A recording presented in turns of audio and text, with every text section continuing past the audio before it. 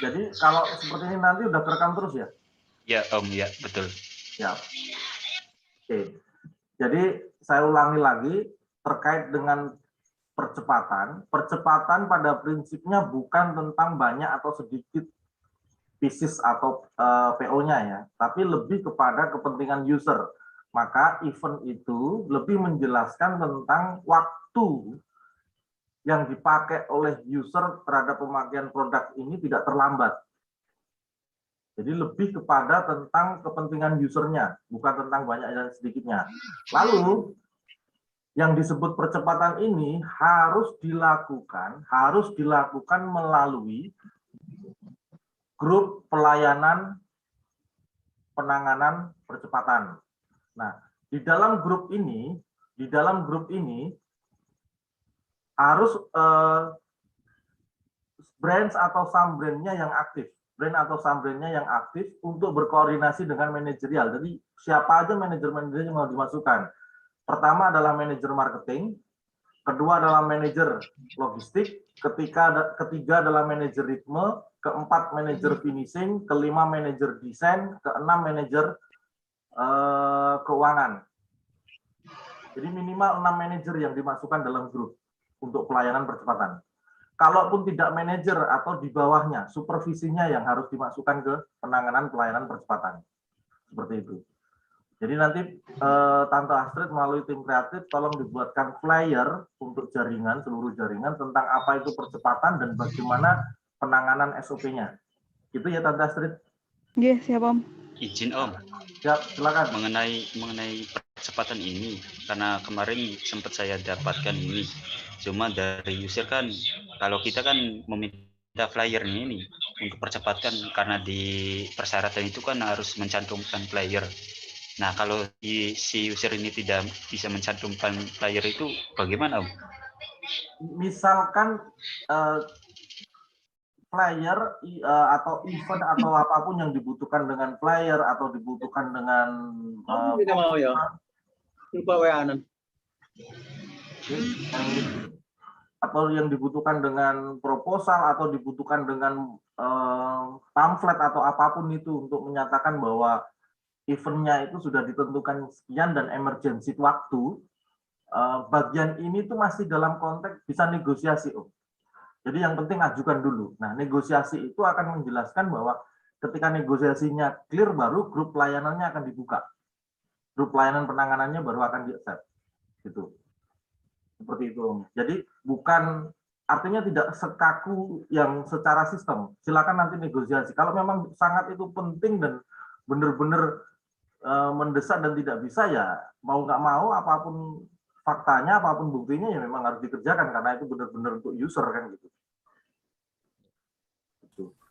Cuma perhatikan bahwa percepatan yang diajukan sebelum PO berbeda dengan percepatan setelah sebenarnya PO-nya sudah masuk baru diajukan percepatan. Beda. Kalau PO-nya sudah masuk baru diajukan percepatan, itu pasti negosiasinya jauh lebih cepat daripada ketika ada konsultasi, ini ada yang mau PO tapi waktunya dipakai 3 hari lagi. Kalau seperti itu udah nggak bisa Om, tidak ya. Kalau seperti itu nggak bisa, karena risikonya jauh lebih tinggi.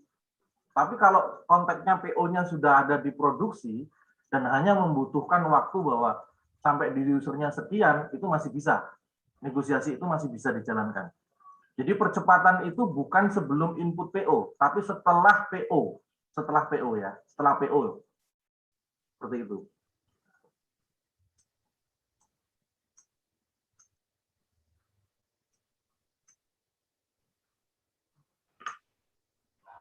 Silakan yang lain. Mungkin ada pertanyaan?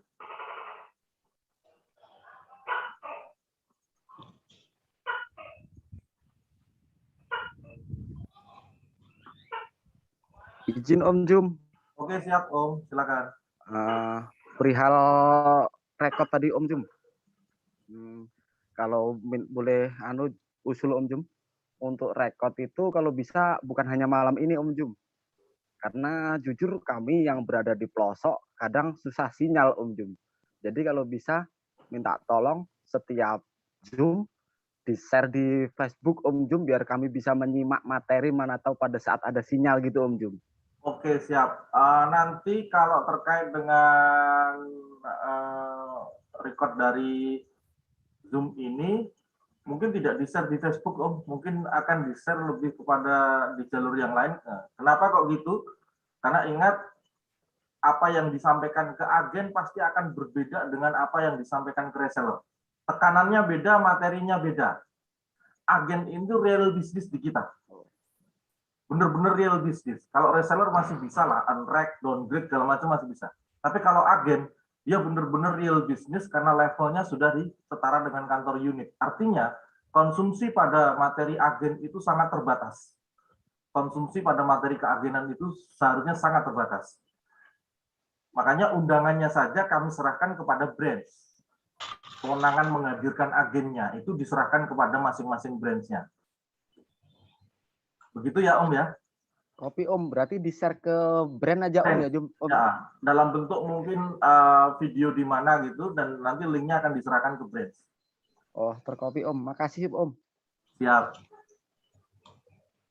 Silakan, mungkin ada lagi yang lain?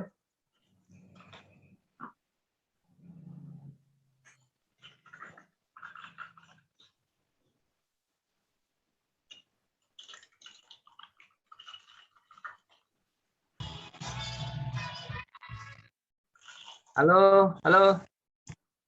Silakan Om Ali. Ya, Om Jum. Selamat malam, Om. Selamat malam.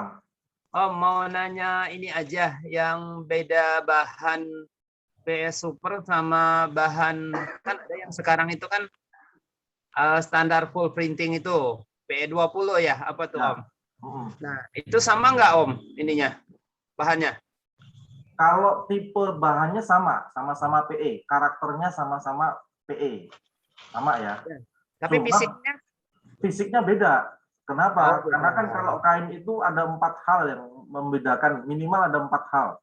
Yang pertama adalah gramasinya. Gramasinya, berarti kan gramasi itu lebih kepada berat per kilonya. Iya. Oh iya. Artinya kalau dia lebih berat maka lebih tebal pastinya, kan gitu. Yang kedua tentang ketebalan sama ketipisannya sendiri. Itu bisa benar-benar karena gramasinya sendiri, bisa juga karena sebenarnya jenis benangnya. Oke. Yang ketiga itu yang berbeda adalah pada pewarnaannya, tingkat pewarnaannya atau tingkat celupnya. Tingkat celup di pabrik ini kan untuk mewarnai dia modelnya pencelupan. Nah, ininya juga beda. Terus yang keempat itu pada teknik rajutnya, cara memintal kainnya. Jadi benangnya itu waktu dipintalnya itu dia modelnya akan double kenit atau single kenit atau dan lain sebagainya. Double kenit itu depan belakang bisa dipakai sama. Tapi kalau single kenit itu hanya bagian salah satunya saja yang bisa dipakai kan gitu. Jadi kalau orang sudah biasa PS Super kayak kemarin aku PS Super, jadi harus di PS Super juga ya Om ya, jangan coba-coba itu ya, karena takutnya nanti komplain ya, nggak sama ya, biar PE juga. Betul Om. Intinya gini, kalau technical pelayanan itu seharusnya tetap yang di-share itu dari suite-nya, bukan dari standarnya. Beda kalau nanti jatuhnya beda. Jadi apapun yang ditanyakan user itu selalu pelayanan pertama adalah sampaikan suite printingnya dulu.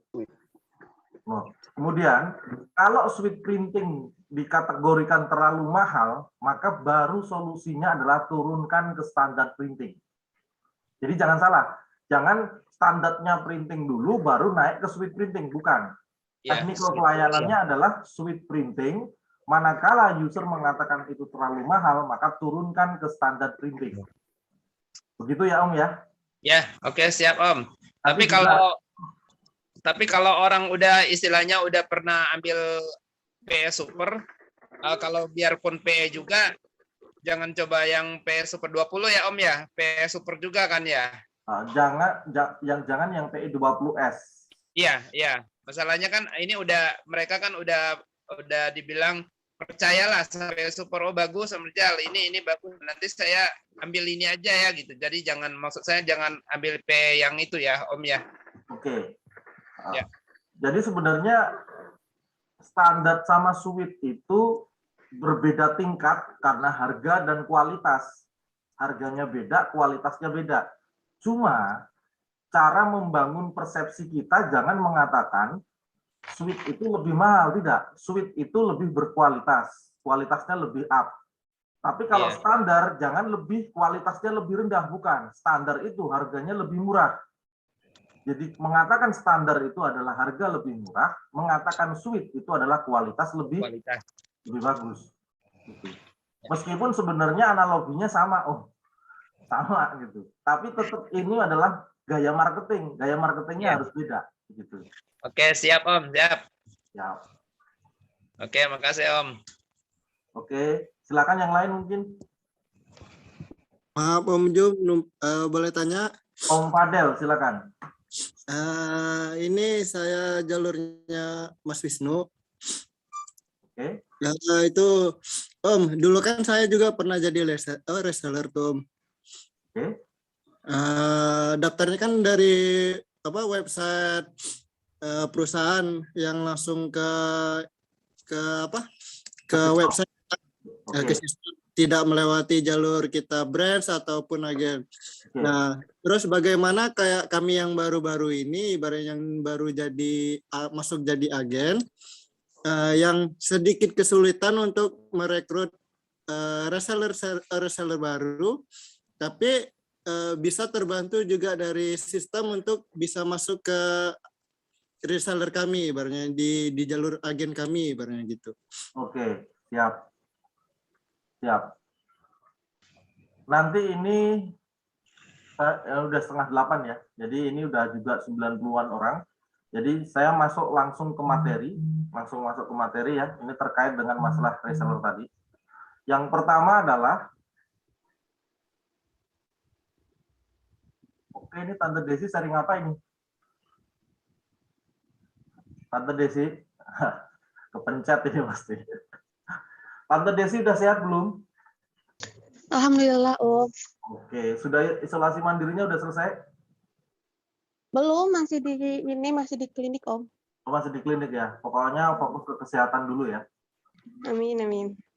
Oke, sekarang saya masuk ke materi tentang reseller ya. Bentar, saya cek dulu. Oke, Om dan Tante.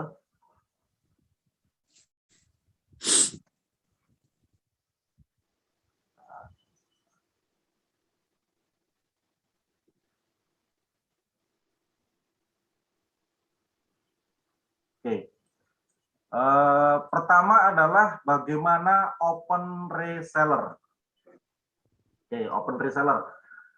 Open reseller ini sebaik-baiknya open reseller. Sekarang siapa yang akan kita target dari kata reseller ini? Oke, maka kita harus tahu dulu, reseller ini genrenya apa? Kan bukan lagi genre produk. Genre utama reseller itu adalah genre peluang bisnis. Oke ya, peluang bisnis. Jadi, perhatikan bahwa ketika kita open reseller, tujuannya adalah membuka peluang bisnis bagi orang lain. Bukan menjual produk, tapi membuka peluang bisnis bagi orang lain. Jadi bukan penawaran produk, tapi penawaran bisnis. Oke. Maka kemudian perhatikan bahwa ketika ini peluang bisnis, maka siapa yang pertama, yang terbaik yang kita tuju? Urutan pertamanya. Urutan pertamanya adalah yang terbaik itu adalah user kita sendiri. Artinya user itu kan sudah pernah bereksperimen dengan produk kita. Maka yang terbaik yang menjadi reseller seharusnya ya di user itu sendiri. Karena dia sudah pernah mencoba, dia sudah pernah memakai, dan lain sebagainya. Lalu kalau dia tidak mau bagaimana? Nah, kalau dia tidak mau, tidak masalah. Tapi setidak-tidaknya tawari open reseller itu ke user Anda. Karena user sudah ada di kontak WA, maka kontak WA agen ataupun postingan agen itu benar-benar setiap hari menyiratkan tentang open reseller, ya, menyiratkan tentang open reseller sehingga usernya selalu update untuk mengikuti informasinya. Oke. Yang kedua, peluang bisnis pada tataran kedua, target terbaiknya adalah pada komunitas online. Komunitas yang ada di online, maksudnya gitu. Komunitas yang ada di online. Oke, komunitas yang ada di online. Contohnya, ya kita pakai Facebook, kemudian ada komunitas-komunitas yang terbaca dari Facebook, misalkan grup apa gitu, grup goes, grup badminton, grup apa, ya itu grup-grup yang ada di komunitas yang ada di online. Jadi komunitas ini diwakili pada basis grup atau genre. Kenapa kok seperti itu? Karena rata-rata di awal dia akan mengatakan minat peluang bisnisnya karena sesuai hobinya. Gitu ya. Lalu kenapa kok urutannya online dulu? Karena yang terbaik itu memang bukan berbasis kolegial, bukan berbasis pertemanan. Bukan berbasis pada kondisi ketika saya ada di sini, kemudian tetangga saya ikut gabung. Bukan seperti itu. Kalau nanti semua fokusnya ke lokalnya masing-masing, nanti mindset online-nya jadi hilang. Nah, akhirnya terjadi perang pasar di lokal. Ini nanti akan kebingungan. Gitu. Nah, yang ketiga, urutan yang ketiga secara targeting itu adalah di komunitas grup atau genre di offline-nya. Nah, tadi saya katakan, kalau semua berbasis reseller offline karena wilayah kita dekat dengan wilayah kita dan lain sebagainya, maka risikonya adalah memahamkan cara berbasis online-nya itu pasti mutlak, nggak bisa dihindari. Tapi minimal ketika kita misalkan mendapat reseller yang berbeda wilayah dari kita, maka ketika dia belum mampu tentang pemahaman online, di lokal dia sudah bergerak. Tapi kalau semua konsentrasi semua reseller kita ada di satu lokal, maka ujung-ujungnya nanti pasti perang pasar. Karena menumbuhkan pemahaman online ini benar-benar luar biasa. Orang sudah terbiasa tentang jual beli online-nya, iya. Tapi belum tentu terbiasa memahami pasar online-nya. Seperti itu. Mungkin saja saya yakin ini misalkan Om Taryudi ya, Om Taryudi ini di Indramayu. Lalu di kecamatannya dia itu juga sudah ada reseller Regarspot atau bahkan mungkin agen Regarspot gitu. Nah, cara berpikirnya mungkin ini di sebelah saya juga ada reseller, jadi saya harus gimana gitu. Enggak, sebenarnya itu terlalu kecil kalau melihatnya konteksnya hanya dengan lokal. Ini online. Online. Maka tidak akan masalah. Mau penawaran produk dilempar ke Papua, mau penawaran produk dilempar ke Kalimantan, nggak jadi masalah, walaupun dia tetangga kita. Cuma, ini memang sebuah pemahaman yang dia harus bergerak, harus berjalan, butuh waktu. Tidak bisa hari ini semua reseller masuk, terus cara kerjanya kita bangun bagus banget, itu nggak bisa. Nah, takutnya semua kalau dikonsentrasikan secara lokal, nanti Om dan Tante akan kesusahan sendiri. Oleh karenanya, komunitas grup atau genre di offline ini di peringkat ketiga. Peringkat keduanya adalah yang di online. Penawaran open resellernya, level pertama user kita sendiri. Yang level kedua adalah cari grup atau genre atau apapun di online, kemudian open reseller di situ. Baru yang ketiga adalah yang di lokal kita. Ada tim goes, ada tim gini, ada gini, masukkan penawaran ke sana.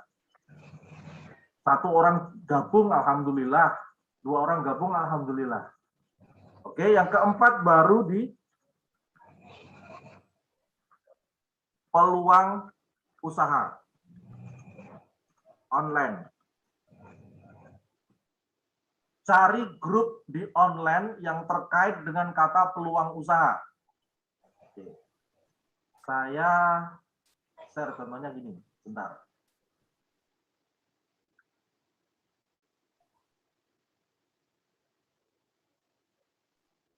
Sudah kelihatan Facebook saya ya, Om dan Tante? Sudah Om. Siap. Contohnya yang peluang usaha itu, ketika dia seperti ini, usaha atau bisnis atau apapun, masuk di situ, oke, cek di grup. Cek di grup. Nah, di grup ini jelas, banyak sekali. Oke ya, di grup ini jelas. Ada lagi misalkan loker, lowongan kerja. Grup-grup loker ini juga banyak. Karena otomatis kalau dia mencari loker sebenarnya dia membutuhkan penghasilan. Kemudian mungkin bisnis rumahan.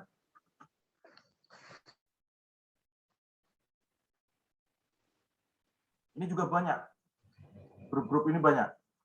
Ada lagi mungkin jual beli.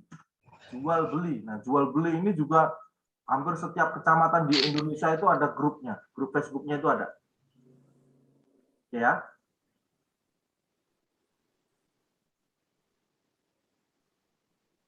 Oke, di bagian ini sudah jelas.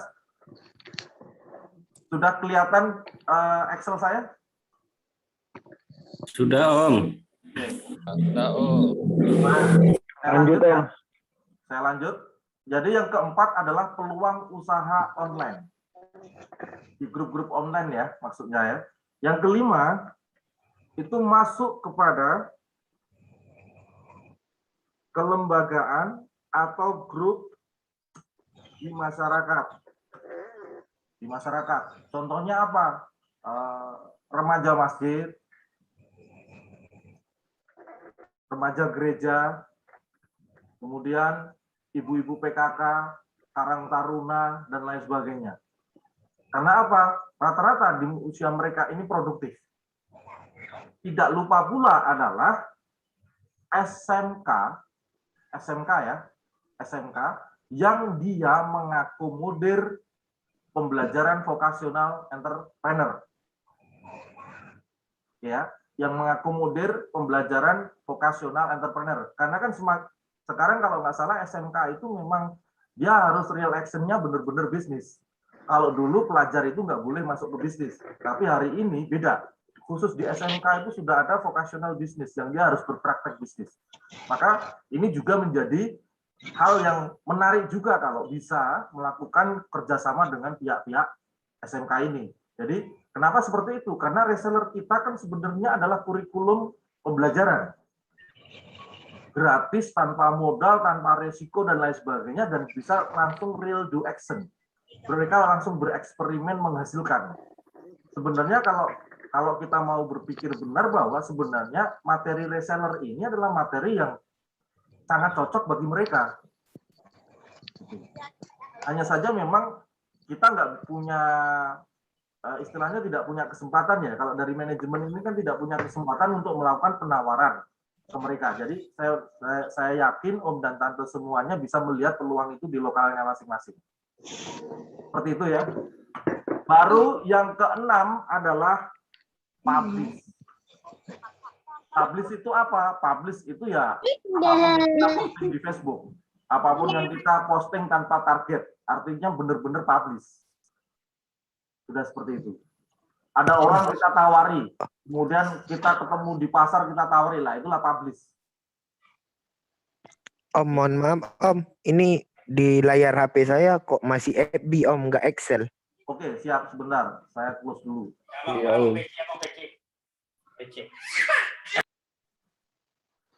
Oke, sudah? Sudah Om. Nah, Sudah, Om.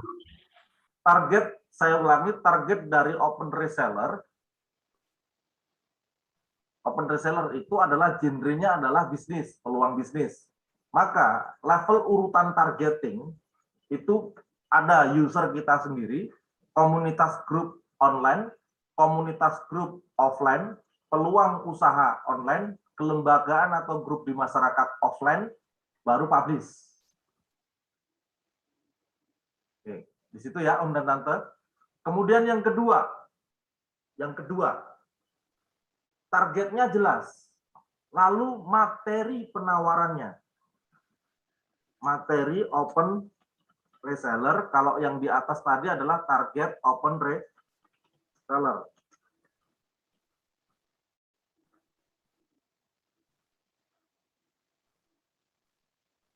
Oke. Materinya apa? Materinya sama.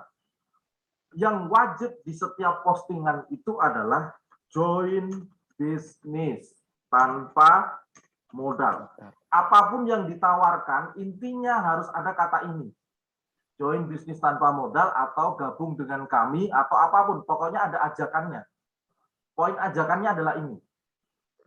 Oke. Bisa open reseller tanpa modal, atau open bisnis tanpa modal, atau peluang usaha tanpa modal, atau join bisnis tanpa modal, atau apapun. Intinya ajakannya harus ada.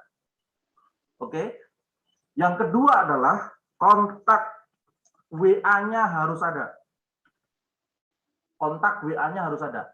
Yang pertama tadi ajakannya, yang kedua adalah kontak WA-nya.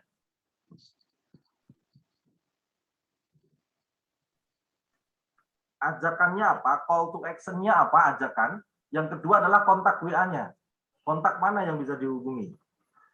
Kemudian yang ketiga, baru kepada apa yang bisa menarik mereka. Materinya. Materi postnya ya. Materi postingnya. Materi penawarannya. Nah, di bagian ini, kalau bisa, Om dan Tante, ini adalah sebuah cerita yang dikesinambungkan dari setiap penawaran yang dilakukan. Contohnya gini, misalkan di user kita itu di mana? Kan sudah ada di kontak WA, sudah ada di Android kita. Oke, sudah ada di Android kita. Maka, kan tidak mungkin setiap postingan kita hanya open reseller, tidak. Hari ini open reseller, oke. Terus ada gambar produk, ada gambar apapun yang bisa ditawarkan seperti penawaran produk, tapi besok juga harus bergerak. Contohnya, ketika Anda menjadi reseller, Anda sama saja memiliki aplikasi pabrik kami. Gratis memiliki pabrik kami. Nah, yang diupdate adalah screenshot contoh tabel pelangi produksi. Bagaimana mengawal pabrik sambil rebahan. Nah, cerita-ceritanya sudah ditambah, dikembangkan. Oke, jadi prinsipnya materi open reseller tidak boleh statis, tidak boleh kaku. Materi open reseller itu berkesinambungan. Kalau misalkan kita masuk ke grup online, maka hari pertama sampai ke postingan ke-10 di 10 hari ke depan, itu jadwalnya harus benar-benar diatur. Hari pertama hanya menjelaskan apa itu regar spot. Mungkin ambil tautan di YouTube atau cerita saya atau cerita di Google atau apapun yang terkait dengan saya, apa itu regar spot. Kemudian share, ajak mereka mengeklik itu untuk melihat sebenarnya apa. Kemudian jangan lupa ada kontak WA-nya dan join bisnisnya. Dikasih uraian sedikit tentang apa. Besoknya lagi tentang penampilan produknya. Besoknya lagi tentang testimoni usernya. Besoknya lagi tentang itu. Jadi, orang ini diajak menumbuhkan pemahaman sedikit demi sedikit. Itu yang harus terjadi. Itu yang harus dilakukan. Hari ini benar kita nggak dapat. Tapi kalau itu dilakukan terus-menerus dan orang melihat growth Om dan Tante semua, menikmati cerita Om dan Tante semua, itu pasti akan tergerak. Nggak mungkin nggak. Sama saja seperti saya 2014, betapa susahnya saya mendapatkan 10 orang agen di bawah saya. 10 orang agen itu susahnya luar biasa. Tapi hari ini mungkin yang dibilang susah itu adalah 1000 per hari itu susah. Tapi kalau 10 per hari ya hari ini mudah banget bagi saya kan gitu. Bedanya di situ. Karena ada apa? Perjalanan waktu yang orang itu memang sekarang sudah memperhatikan itu. Sudah memperhatikan itu. 3 hari ini saya menerima undangan Zoom wawancara untuk masuk ke tabloid ya. Ada ke majalah SUA, ada ke IDN Times, ada kemudian yang ketiga Kompas. Nah, kalau 2014 nggak mungkin mereka tertarik dengan saya. Tapi hari ini setiap hari ada undangan untuk wawancara ke media. Nah, kenapa seperti itu? Karena ada waktu yang saya bangun untuk membangun cerita ini ke mereka. Akhirnya pembuktiannya menjadi terbalik. Ketika mereka ngecek, oh iya dulu sebenarnya sudah ada gini-gini. Nah, sama seperti reseller sebenarnya seperti itu juga. Gitu. Jadi tidak ada yang namanya penawaran reseller itu sia-sia, tidak ada. Ketika kita membuat sebuah postingan hari ini, meskipun tidak ada yang menanggapi, itu mungkin akan menjadi kesaksian di 1 tahun berikutnya. Ketika 1 tahun saya kan sudah tidak butuh reseller, tapi reseller Anda butuh influencer, butuh follower, sama aja kan? Gitu. Jadi sama saja. Jadi tidak ada yang sia-sia. Saya hari ini nggak butuh brand, karena brand udah close. Tapi orang yang mau datang ikut saya pasti akan jadi reseller. Dan reseller itu pasti di bawah agen, di bawahnya brand. Nggak mungkin di bawah saya. Sama. Di bagian itu ya. Itu. Nah, kemudian materi posting yang paling gila yang harus saya share kepada Om dan Tante semuanya, itu adalah eksekusi mimpi atau story sukses. Nah, misalkan Om dan Tante belum pernah eksekusi mimpi atau segala macam, pakai eksekusi mimpinya brand atau pakai eksekusi mimpinya ke jalur atas. Bisa juga dengan eksekusi mimpi jaringan lain, nggak apa-apa, karena itu fakta, real.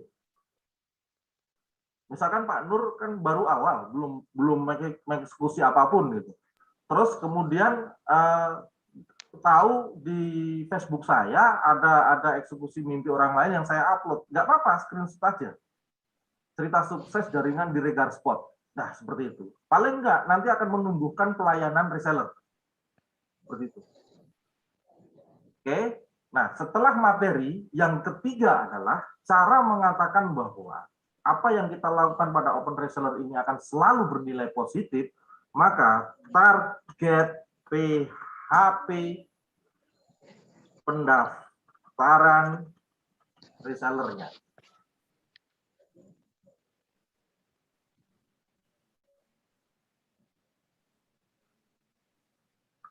Banyak yang bilang katanya open reseller itu susahnya banget. Iya, karena sebenarnya itu baru melengkapi PHP-nya. Ini bukan PHP reseller ya, tapi PHP pendaftaran reseller. Berbeda ya. Kalau PHP reseller kan dia sudah daftar tapi masuk list and rec. Oke. Kalau PHP ini adalah dia hanya tiktokan pelayanan dengan kita tapi akhirnya nggak jadi gabung. Nah, sama hukumnya, sama secara peluangnya sama. Jadi kalau yang kita target adalah berapa orang yang akhirnya nggak jadi daftar, maka nanti yang terjadi adalah di titik tertentu itu adalah berapa orang yang mendaftar. Nah, karena ini butuh waktu, butuh cerita panjang sebagai sebuah drama tentang peluang bisnis ini yang perlu disaksikan banyak orang, maka segera bangun dari hari ini untuk bisa mengatakan percepatan hasilnya di seminggu, 2 minggu, 3 bulan ke depan, 6 bulan ke depan. Seperti itu ya. Om dan Tante semuanya. Jadi jangan khawatir. Jangan khawatir kalau saya hari ini sudah open reseller tapi tidak ada yang nyangkut gitu. Cukup nanti mau tidur posting sekali lagi open reseller. Nah, nggak usah mikir 2 kali, 3 kali, 4 kali. Nanti kalau aku mikirnya kayak gini nggak jalan-jalan. Bisnis hanya cukup do action. Ketika kita tahu sudah melakukan sesuatu tapi hasilnya tidak ada, maka koreksi. Koreksinya di mana? Lihat apakah targetingnya tadi sudah terpenuhi. Jangan-jangan kita selalu publish di belakang. Kita melakukan penawaran open reseller tapi ternyata dia kategorinya publish. Ya kalau publish berarti meskipun materinya bagus tapi pasti PHP pendaftarannya tinggi. PHP pendaftarannya tinggi. Lihat dulu range-nya. Oke, jadi perhatikan bahwa ada kegagalan pun bisa dievaluasi. Bisnis adalah penyempurnaan tindakan dari kegagalan yang disempurnakan dengan dasar evaluasi. Jadi tidak ada sukses yang terbangun dari instan, tidak ada. Adanya adalah kegagalan yang disempurnakan dengan evaluasi. Nah, untuk melihat ini, dasar-dasar dari open reseller, perhatikan targetnya, perhatikan materi postnya. Yang ketiga adalah target PHP pendaftaran reseller itu adalah pembentuk dari pendaftaran reseller. Seperti itu. Oke, Om dan Tante, mungkin ada yang bertanya di bagian ini, silakan. Om, saya duluan Om, nanya Om. Oke, siap. Om Adli, silakan. Jadi saya kan gabung di grup Loker Om. Saya posting lah, dapat tanggapan dari komentar. Ketika di komen, nggak ada paket Om. Otomatis kan saya tarik WA langsung. Saya nggak mau komen di bahasnya di komentar. Sedangkan dia tidak ada kota, larinya ke inbox. Apa perlu saya respon di inbox? Soalnya gimana tuh Om solusinya tuh? Oke, jadi sebaik-baiknya data adalah tarik WA-nya. Oke. Tapi tarik WA tidak boleh memaksa usernya. Berikan kenyamanan terbaik. Oke. Jadi misalkan gini Om, ketika dia komen, kita jawab dulu di komen. Iya, itu pasti Om. Terus untuk fast respon, karena pelayanan saya mungkin dengan banyak user dan lain sebagainya tinggi, nanti jauh lebih bagus kalau WA Mas. Oke. Tapi dia tetap tanya di situ, ya jawab gitu, jawab lagi di situ, nggak apa-apa. Tapi fast respon WA ya Om, ingatkan saja terus. Kemudian alasannya nggak ada kuota Om. Nggak ada? Bingung saya, nggak ada kuota. Nggak ada kuota, iya betul. Ketika mereka nggak ada kuota, maka prinsipnya adalah bisnis akan menghidupkan kuota dia, bisnis akan menghidupkan masalah dia. Jadi kalau semisalkan hari ini dia hanya bermasalah kuota, mungkin saja nanti setelah berjalan bisnis ini, dia akan bermasalah bagaimana membeli rumah. Tapi kalau hari ini dia selesai hanya dengan kuota dia, maka dia tidak akan punya masalah membeli rumah. Jadi walaupun di inbox tetap kita respon sebagaimana di WA. Respon dulu Om, respon dulu. Jangan khawatir, respon dulu. Masalah daftar Om? Masalah daftar, kalau kemudian memang dia paham tadi cara bisnis ini, peluang bisnis ini, apapun caranya pasti dia akan mengambil kesempatan itu. Berarti saya banyak jika dia mau daftar lari ke WA. Saya banyak menjumpai orang yang apapun keterbatasannya di awal, ujung-ujungnya fighter. Contohnya salah satunya adalah Bu Elia. Bu Elia itu branch yang dia mendaftar sejak pertama kali saya open agent di 2015 akhir. Bu Elia waktu itu, apapun yang dia pikirkan adalah tentang dia. Tapi dia paham bahwa peluang bisnis ini besar. Nah, cuma kondisinya, saya itu masih kerja di BPD Desa. BPD Desa. Kemudian saya punya toko. Terus saya juga punya peternakan bebek kalau nggak salah waktu itu. Dia punya bebek, punya walet, burung walet atau apa gitu. Terus dia banyak membagi waktu. Nah, lambat laun, akhirnya Bu Elia mengerti bahwa bisnis itu harus fokus. Nah, awalnya seluruh effort yang ada di dia itu minta saya yang menyesuaikan. Nggak bisa Pak, gini-gini. Tapi ngotot sekali, awalnya gitu. Tapi nggak apa-apa, saya layani terus. Ujung-ujungnya, dia akan menentukan keputusannya sendiri. Mulai dari, oke Pak, saya harus fokus bagian BPBD, saya mengundurkan diri. Oke, saya harus fokus di bagian toko, nanti ada yang menjaga sendiri. Oke, saya harus fokus di bisnis ini, nanti semuanya suami.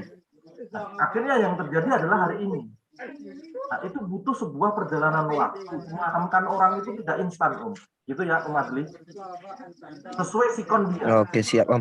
Nah, ketika dia berangkat dari hal-hal yang menurut kita lucu hari ini, tidak punya paket data, tidak punya effort untuk membangun dia, dan lain sebagainya.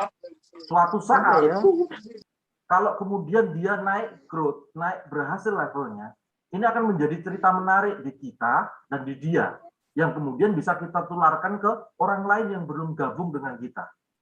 Seperti itu.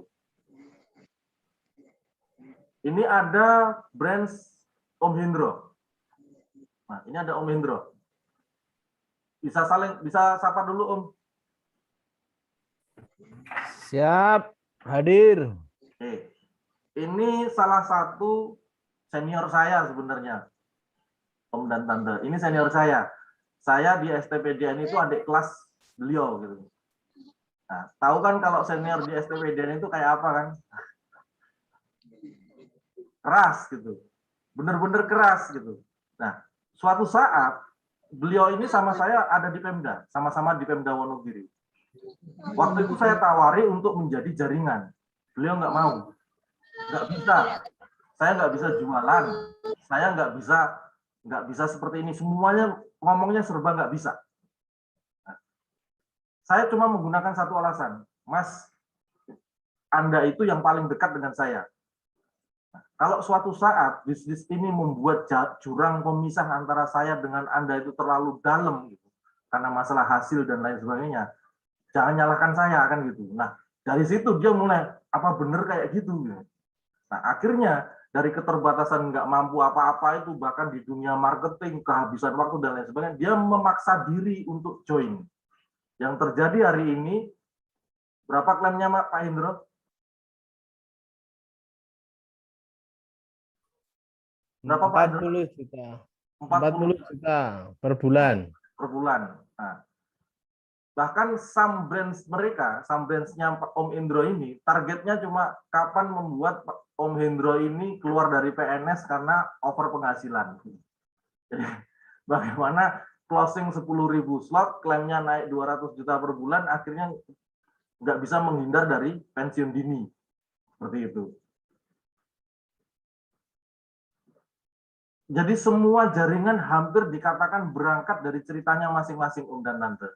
Artinya, siapapun yang Anda target menjadi reseller hari ini juga akan berangkat dari ceritanya masing-masing. Jangan disamakan, jangan diseragamkan. Biarkan kondisi faktualnya seperti apa, tapi kita datang untuk mendampingi mereka.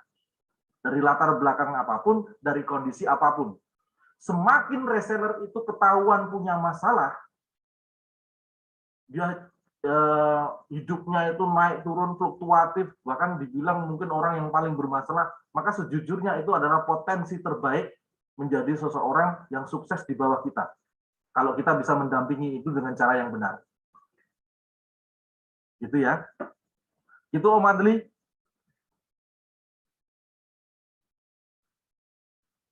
Oke, siap Om, makasih Om. Ya. Silakan yang lain. Izin bertanya Om. Malam Om. Oke Om Hendrawan, silakan Om Hendrawan. Adakah flyer untuk materi kita buka open reseller itu sendiri Om? Soalnya kan kalau flyer yang lama itu kan udah banyak yang tersebar gitu nah Om.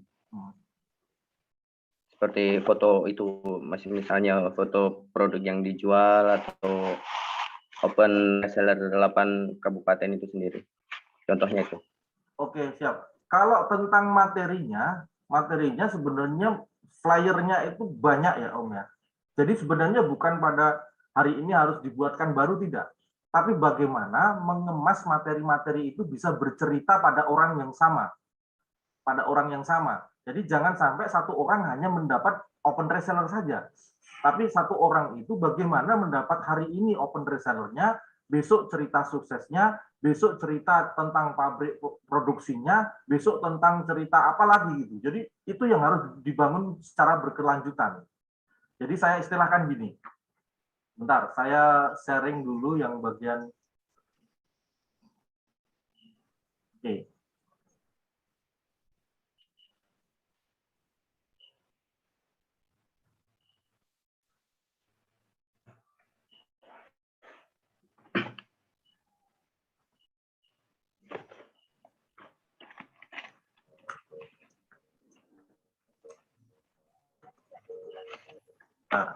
Nah, sebenarnya di YouTube channel Teman Itu Sukses Bareng itu banyak potongan-potongan video yang menyebutkan tentang cerita bisnis ini dari awal dulu sampai hari ini. Kalau saya yakin kalau semisalkan Om dan Tante itu bisa menceritakan saya dari kondisi faktual saya di 2014 lalu sampai kondisi faktual saya di 2021 ke orang lain, maka kemungkinan mereka akan join tinggi. Kenapa? Karena saya masih hidup saat ini. Jadi ketika mereka mengkonfirmasi ke saya, pasti itu sudah akan benar-benar pendaftaran itu akan dijalankan sama mereka. Dan itu seperti itu rata-rata. Karena cerita sukses ini sangat menginspirasi bagi siapapun.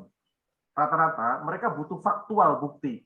Nah, faktual bukti itu kalau di Om sendiri belum bisa menyampaikan itu, gunakanlah semua yang ada di channel YouTube ini. Istilahnya jual nama saya nggak masalah. Pakai identitas saya untuk membangun jaringan Anda nggak masalah. Karena prinsipnya saya memang butuh banyak orang yang harus saya sukseskan. Dan itu adalah melalui tangan-tangan Om semua. Om dan Tante semuanya. Jadi jangan khawatir. Apa yang ada di jaringan Om dan Tante, 100% tetap itu menjadi kewajiban di saya juga untuk mendampingi. Seperti itu Om Hendrawan. Ya, baik Om. Terima kasih. Siap. Malam Om. Selamat malam. Oke, Om Febri, silakan. Izin bertanya Om. Ini kan saya juga baru gabung jadi agen ya.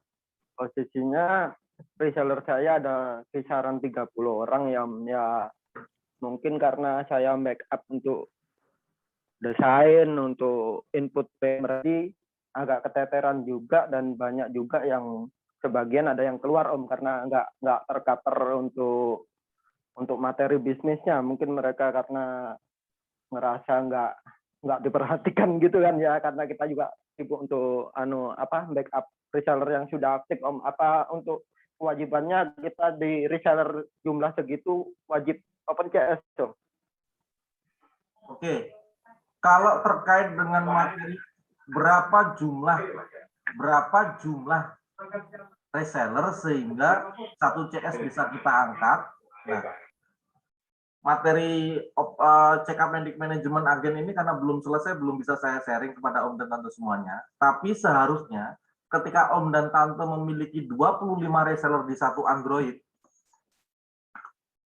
di Android awal yang Om pegang ini sudah ada 25 reseller, segera prepare satu CS, alat ini Anda berikan, Anda beli alat baru Anda bangun 25 lagi. Oke? Lalu CS yang Anda berikan tadi, targetnya adalah mengawal 25 orang dan menambahkan 25 orang lagi. Artinya, CS ditarget atas posisi 50 reseller. CS ditarget atas posisi 50 reseller. Oke, tapi minimal harus sediakan 25 orang reseller awalnya. Gitu Om Febri? Siap Om. Oke, yang kedua, ketika agen merasa bahwa putaran pelayanan reseller ini naik, ingat, some brands itu masih 100% tugasnya adalah pengawalan jaringan. Artinya apa? Artinya reseller di bawah agen itu juga 100% adalah tanggung jawab brand dan some brands-nya. Kalau nggak percaya gini, ini ada brand ya, saya tanya Om Hendro aja lah, yang udah 40 juta ya. Udah 40 juta. Om Hendro. Siap. Mau nggak 10.000 slot? 10.000 slot? 10.000 slot mau ya? Mau banget. Mau.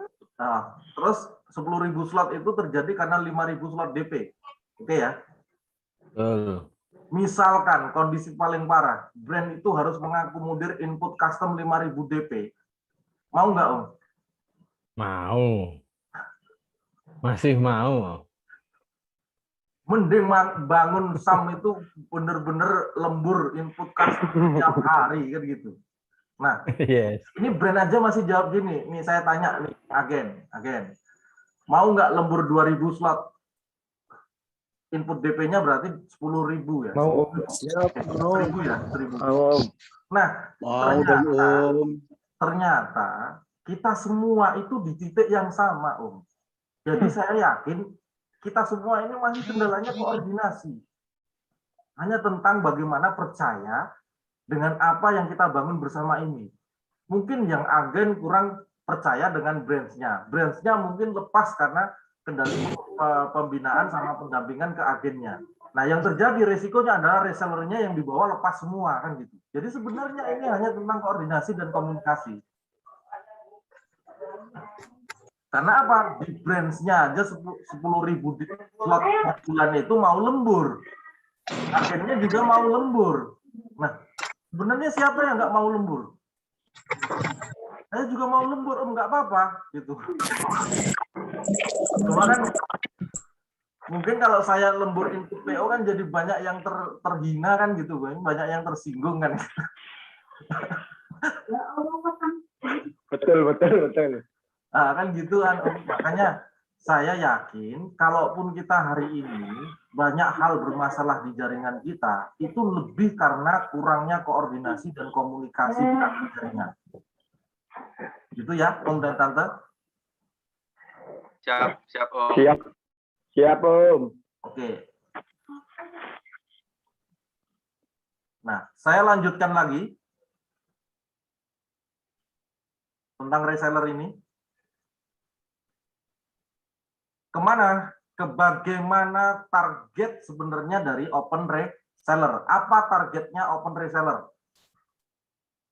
Strategi apa yang dipakai untuk menjalankan open reseller? Nah, saya perhatikan tadi kalimat saya yang saya sampaikan waktu menjawab pertanyaannya Om Febri. Kalau sudah punya 25 reseller di satu Android, Anda sudah siap untuk mengangkat satu CS. Anda sudah siap mengangkat satu CS. Nah, CS itu tugasnya adalah melengkapkan reseller ke 50-nya. Dari 25 itu ke 50-nya. Terus, agennya membeli alat baru, membangun alat itu, pelayanan user dimulai dari pelayanan user lagi nggak apa-apa, dan lain sebagainya, sampai naik ke 25 reseller lagi.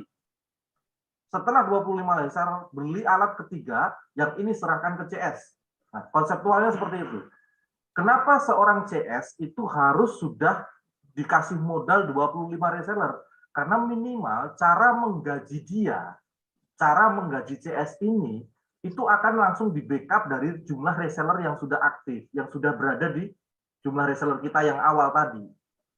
Yang kedua adalah CS sendiri tidak akan, cara belajarnya lebih mudah karena dia akan langsung dapat masalah. Belajar itu kan lebih mudah kalau kita punya masalahnya. Kenapa kok kita di sekolahan itu dipaksa ulangan? Ya karena ulangan itu masalah kita. Kalau nggak ada masalah, kita nggak mau belajar, kan seperti itu.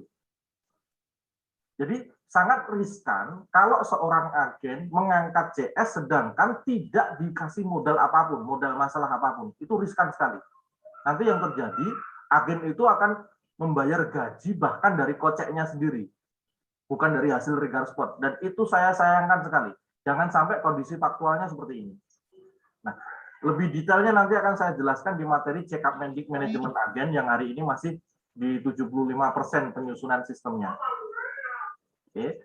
Nah, apa yang menjadi strategi utama open reseller? Minggu yang lalu sudah saya jelaskan bahwa strateginya adalah pertanyaan tentang berapa jumlah resellermu. Yang pertama, target quantity, maka di sini cara jawabnya adalah jumlah reseller titik-titik kurang titik-titik. Ini yang kemarin ya, ini materi yang kemarin. Sebelum kuantitinya closing, maka jangan berhenti open reseller dulu. Mau aktif, mau tidak aktif, mau apapun itu, pokoknya closingkan dulu jumlah resellernya. Agen mempunyai kapasitas 250 orang. Artinya penuhkan 250 orang itu. Oke. Kalau sudah 25 ke sana, segera siapkan CS, cari lagi. Makanya penuhkan sampai 250 itu. Artinya 250 tidak mungkin dikerjakan sendiri. Itu sudah harus berbasis CS. Ya, jadi kalau ada sampai hari ini yang ada agen yang sudah closing 250 tapi tanpa CS, nah itu yang pasti salah. Ada agen belum punya CS tapi dia udah closing quantity 250. Nah itu pasti salah. Salahnya apa? Enreknya pasti 100%.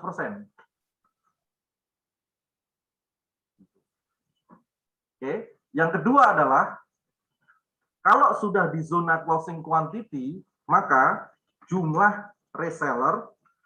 Yang kedua adalah target quality dulu ya, target quality. Jumlah reseller 250, munculkan list unrack, munculkan list downgrade. Oke, karena list adalah nomor daftar ya. Nah, di bagian ini yang harus diperhatikan adalah prinsipnya adalah masuk satu, keluarkan satu.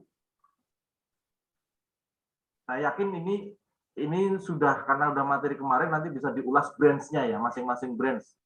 Flyernya juga nanti bisa disiapkan di tim kreatif. Bagaimana masuk satu itu penanganannya gimana, keluar satu itu penanganannya gimana. List unrack itu apakah dibuang atau itu diurutkan ke bawah terus. Nah, kemarin sudah saya ceritakan semuanya. Tujuannya adalah memang awalnya kita itu seakan-akan kan tetap open reseller terus. Iya, tapi open reseller kita hari ini karena kuantitinya, 1 bulan lagi mungkin karena list unrack-nya. 2 bulan lagi mungkin karena list downgrade-nya. Nah, perhatikan, kalau list downgrade-nya sudah 0, artinya 4 kali 250 itu artinya sudah 1000 slot DP. Itu sudah 2000 slot per bulan. Maka di strategi ini saja itu sudah menjamin closing 40 juta di agen. Tapi harus paham dulu di bagian ini. Perhatikan, 2 hal ini harus benar-benar paham. Jangan sampai salah mindset-nya. Oke, itu ya Om dan Tante. Silakan kalau ada pertanyaan. Oke Om. Harus ya. RPS. Oke, Omar Dianto silakan.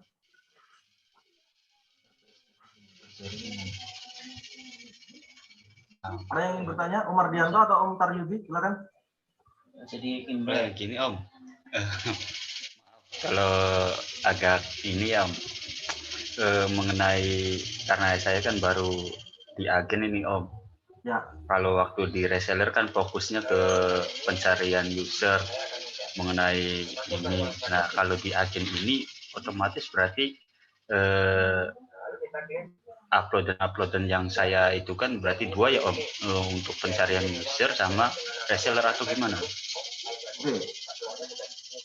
Ketika Om Taryudi hanya menawarkan produk, apakah artinya itu open reseller? Tidak kan?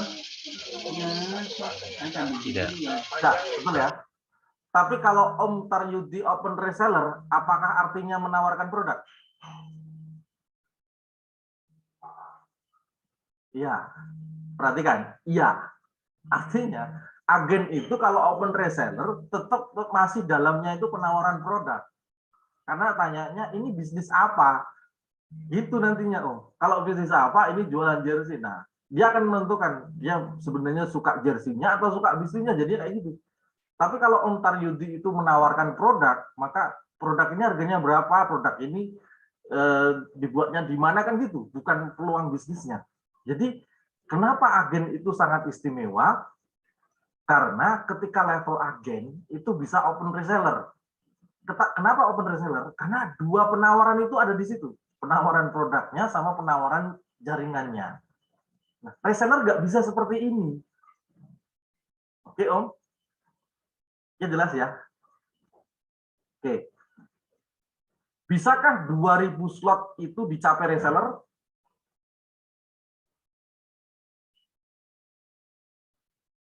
Bisakah 2000 slot dicapai pada status reseller? Tidak bisa. Tidak bisa. Tidak bisa. Oke. Tapi kalau kemudian diuangkan, bisakah reseller mencapai penghasilan 40 juta? No. Susah kali itu. Oh gitu kan. Mentok paling dia 10 sampai 15 lah. Itu sudah gila-gilaan itu reseller. 24 jam dia sudah melayani sistem. Ya kan? 24 jam mungkin bahkan tidur aja dia bermimpi input PO itu. Kalau sampai di atas 15 sampai 20 juta itu pasti udah kayak gitu. Omongannya udah kayak setiap hari itu kalau enggak slot udah kayak gitu terus. Nah, tapi agen kita ngomong, apakah 40 juta ini adalah target paling besarnya? Tidak, Om. Seorang agen menyebut 40 juta itu hanya target minimal. Jadi artinya baru stay untuk mengatakan bisnis itu real ke depan. Jadi kalau agen belum bisa 40, itu belum real. Kenapa? Karena unsur manajemennya belum 100% terbentuk. Karyawannya belum terbentuk, jalur marketnya belum terbentuk, apa gitu kan? Jelas kan? Jaringannya belum terbentuk. Maka pahami dulu bahwa 40 juta bagi agen itu bukan penghasilan terbesar. Itu hanya bagaimana membangun perusahaan real, 100% bisa sustainable. Bisa berjamin sampai 5-10 tahun ke depan. Itu kalau lolos 2000 slot. Nah, gitu bedanya di situ. Saya yakin kalau saya ceritakan, agen ini kalau minta jangan 2000, maunya 5000, 10.000 gitu. Nah, coba sekarang tanya ke brand. Coba ya, kalau agennya saja target 2000 slot, brandnya itu bisa menolak nggak 10.000 slotnya? Ya enggak lah, Om. Bisa. Itu cukup 5 agen kan gitu. Nah, terus yang 95 agen kemana? Brand aja di bagian ini juga belum connect, Om. Mereka masih berpikir, oke, 10.000 slot itu 200 juta itu udah gila banget. Iya, sama Om. Seperti saya 2017 lalu, saya penghasilan 500 juta sebulan itu udah kayak nggak mungkin ini gitu. Tapi faktualnya itulah yang memaksa saya keluar PNS. Gitu. Karena PNS nggak boleh kaya ya. PNS nggak boleh kaya ya. Jadi kalau ada Om dan Tante semuanya ini ada yang PNS, nanti penghasilan klaimnya lebih dari 200 juta, siap-siap pensiun. Bermasalah itu LHKP-nya. Pak Nur? Yap. Jadi bermasalah nanti Pak, PPATK kena nanti. Susah lapornya nanti. Susah lapornya gitu. Saya nggak menganjurkan misalkan yang PNS keluar ya, tapi perhatikan kalau resikonya bisa keluar karena klaimnya. Jadi kalau klaim Anda benar-benar akan membangun sebuah growth aset dan lain sebagainya, nggak mungkin Anda bisa bertahan di profesi PNS. Kayak posisi saya, nggak mungkin. Kalau klaim Anda naik ke 200 juta per bulan, PNS susah mempertahankan itu. Jadi kalau dipublish, saya nggak mungkin ngomong bahwa saya keluar PNS karena penghasilan. Nggak mungkin, Om. Nanti kan jadi viral gitu kan, jadi masuk lambe tura ya saya nggak enak kan. Saya ngomongnya juga lebih karena lebih mental, ini jaringan banyak dan harus saya kawal secara mental. Saya ngomongnya gitu, secara alasan terbaiknya gitu. Tapi kenyataannya enggak. Saya dipaksa keluar karena penghasilan. Kalau ditaruh di rekening nanti ketahuan, PPATK nanti rekening gendut jadinya. Entah cuci uang, entah apa kan gitu. Jelas nggak nyaman. Mau dibelikan aset, LHKPN kena. Laporan aset kekayaan jadi kena. Serba bingung, Om. Nah, ini juga terjadi dari saya di awal. Saya juga sebenarnya nggak siap. Saya seperti Anda semua yang hari ini melihat postur bisnis itu nggak siap. Oke, jadi apa kesimpulannya? Rata-rata orang itu hanya siap miskin, bukan siap kaya. Siap gagal, tapi nggak siap sukses. Kalau gagal, oke, sekali lagi. Kalau sukses, sekali lagi, Om. Siapa bilang sukses nggak butuh sekali lagi? Sukses itu butuh sekali lagi, gitu. Nggak mungkin nggak. Makanya jangan pernah berhenti ketika saya sudah gagal, karena butuh sekali lagi aja. Karena kalau sukses pun hanya butuh sekali lagi. Gitu. Terusnya Om. Oke, gitu ya, Om. Om tanya Om. Oke, siap, lanjut. Berdasarkan pengalaman, kira-kira reseller ini di bawah agen berapa sih yang optimal gitu ya? Maksudnya supaya manajeble, kemudian produktif, ya secara bisnis juga enak lah kita memanage. Gimana? Oke, ada siap. nggak? Betul, Om. Ini pertanyaan yang belum pernah disampaikan, Pak. Oke, nah, coba perhatikan sekali lagi yang saya sampaikan di sini.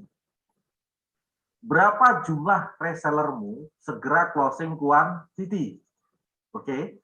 Karena kalau closing quantity, nanti sudut pandang kita tidak sedang menambah orang. Kalau quantity ya udah close ya. Tapi kalau kuantitinya belum close kan kita harus melengkapkan orangnya dulu. Nah, ketika sudah close orangnya, Maka kita akan bertanya, kualitinya bagaimana? Oke, quality yang pertama yang kita target sebenarnya unrack itu hanya 4R, artinya bukan slot. Quality dasarnya itu sebenarnya downgrade. Artinya apa? Strategi ini itu meletakkan quality pada tipikal paling dasar. Jadi hanya bisa menulis dan membaca. Kalau ini anak sekolahan, kemampuan downgrade ini hanya lolos menulis dan membaca. 4 pesanan itu bagi penjual, bagi jual beli online ya hanya sekelas kemampuan dasar. Gitu ya, Pak Nur. Nah, tapi apa efeknya? Efeknya adalah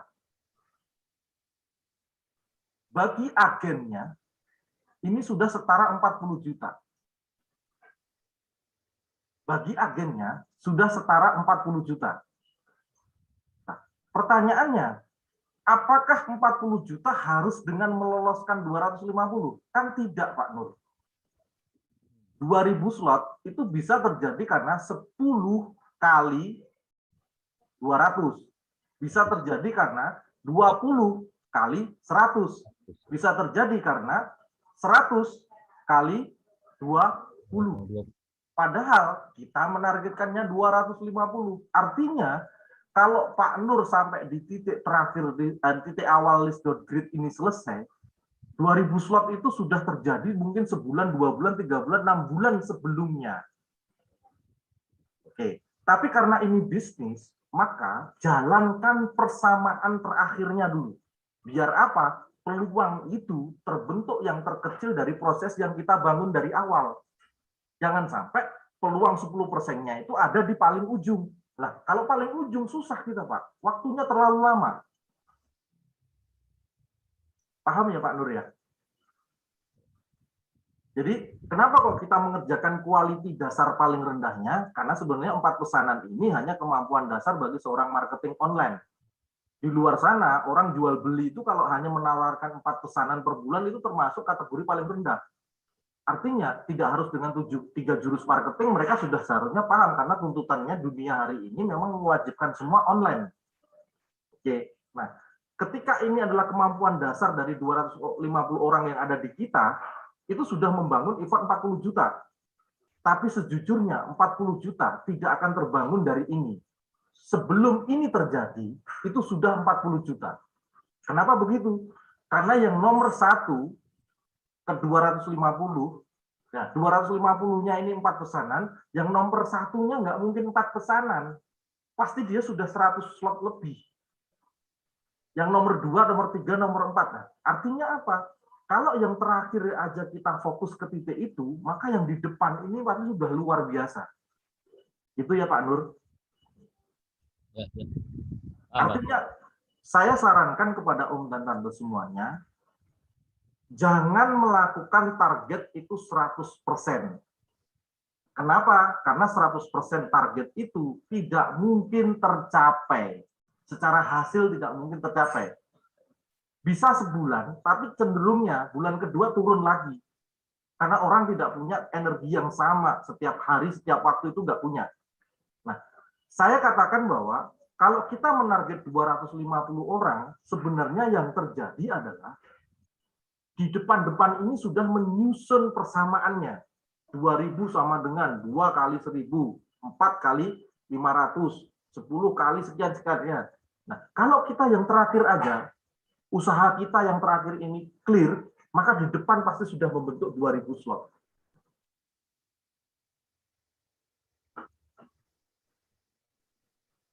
Nah, beda ceritanya gini, Om.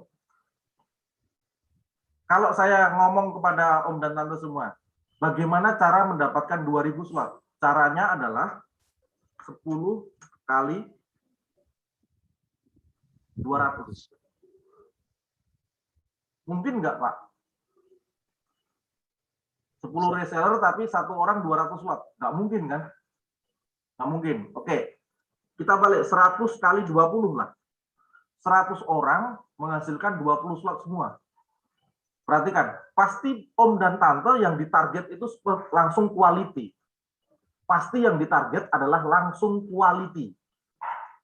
Padahal skemanya adalah setiap orang baru tidak mungkin terbangun quality yang langsung 100%. Tidak ada, semua butuh waktu. 20 slot per bulan ini sudah berat, karena ini sudah pakai strategi, ini sudah pakai technical marketing. Tapi kalau 4 pesanan tadi, itu mungkin menawarkan ke tetangga, menawarkan ke teman, ke komunitas offline-nya aja udah cukup.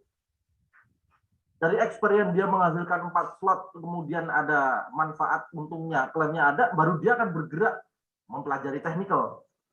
Nah, kuncinya di situ. Jadi strateginya, kalau Pak Nur tadi bilang, berapa sebenarnya komposisi quality reseller yang akan membangun kita, jangan lihat berapa quality yang akan terbangun, tapi lihatlah pada persamaan kinerjanya. Itu yang pertama. Yang kedua, apakah target kita hanya terjadi kalau ini 100%? Tidak. Saya katakan tadi tidak. Kalau kita menjamin ini 100%, maka sejauh sebelumnya itu kita sudah lolos target. Karena ingat, persamaan di kinerja Regar Sport itu 100% targetnya, itu 10%-nya sudah menjamin targetnya. Jadi kalau saya bilang, kenapa targetnya seperti ini? Karena sejujurnya 10%-nya, Pak. Kalau Bapak menjalankan ini, maka 10%-nya pasti sudah 2.000 slot. Effort membangun ini itu benar-benar hanya menjamin kinerja 10% untuk sampai sesuai target.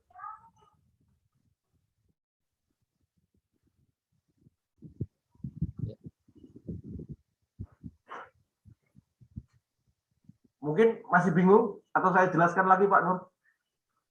Mungkin perlu dibuat matriks kali ya. Ya, harus pakai metrik, betul harus pakai metrik. Nah, ya. Gini aja, kita ngomong kondisi faktual hari ini. Mungkin ada brand selain Mas Hendro, ada lagi yang lain? Silakan open mic. Ada brand selain Mas Hendro? Ada Om. Oke. Oh, Bu Elia nih ya, Bu Elia. Ya Om, gimana Om? Target tertinggi brand apa Bu? Berapa slot Bu? 10.000 Om. Oke. Nah, 10.000. Perhatikan ya, 10.000. Brand saja hanya menarget 10.000. Oke. Lalu kalau dia hari ini membangun agennya mengarah ke 2.000 slot, padahal ada berapa agen di bawah brand, Bu? 5 agen, Om. Ada berapa agen di bawah brand? Ada 100 kan? Iya, 100. Oke. Kalau 100 semua mengarah ke 2.000 slot, berapa slot di brand? 20.000, 200.000, Om. Nggak nalar kan? Lalu 10.000 itu berapa persen dari 200? Udah, paham maksud saya? Artinya untuk menjamin kata 10.000 slot itu hanya 10 kinerja, 10% dari total kinerja. Karena sekarang gini, agen mau nggak targetnya cuma 100 slot? Oke, saya tanya ini agen-agennya. Om Adli ini kan agennya Bu Elia. Om Adli silakan naik. Om Adli masih ada? Enggak, atau silakan agen yang lain. Pak Nur. Yap. Pak Nur aja tanya. Mau nggak targetnya cuma 100 slot di Pak Nur sendiri?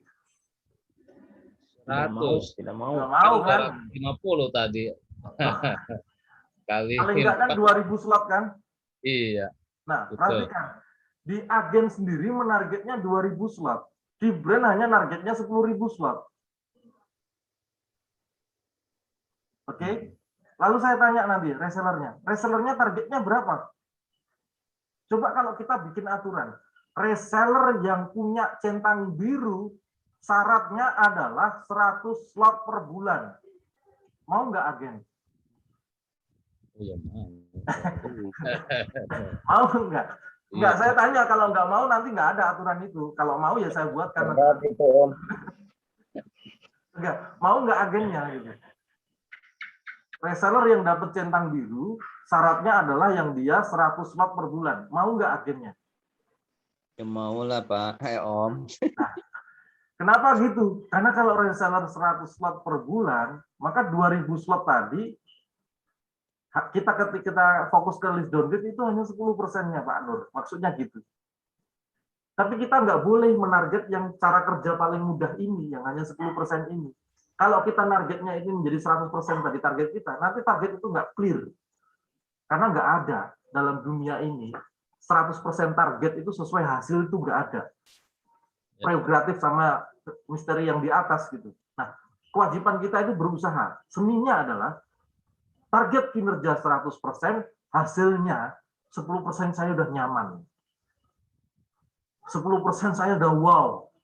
10%-nya saya udah gila. Itulah seni regar spot Pak Nur. Gitu ya, Om dan Tante semuanya. Oke, siap.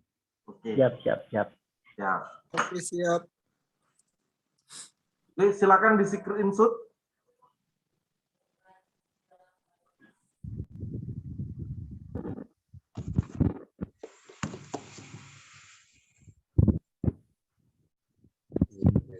Siap, sudah. Bentar Om, bentar. Udah ya Om dan Tante semuanya. Udah, saya masuk ke materi terakhir malam hari ini tentang custom design. Oke ya, custom design. Nah, sekarang saya tarik dulu tentang materi tentang desain. Nah, desain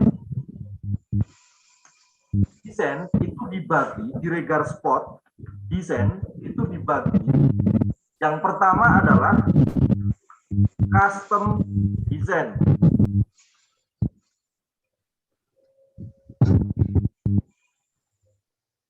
Yang pertama adalah custom design.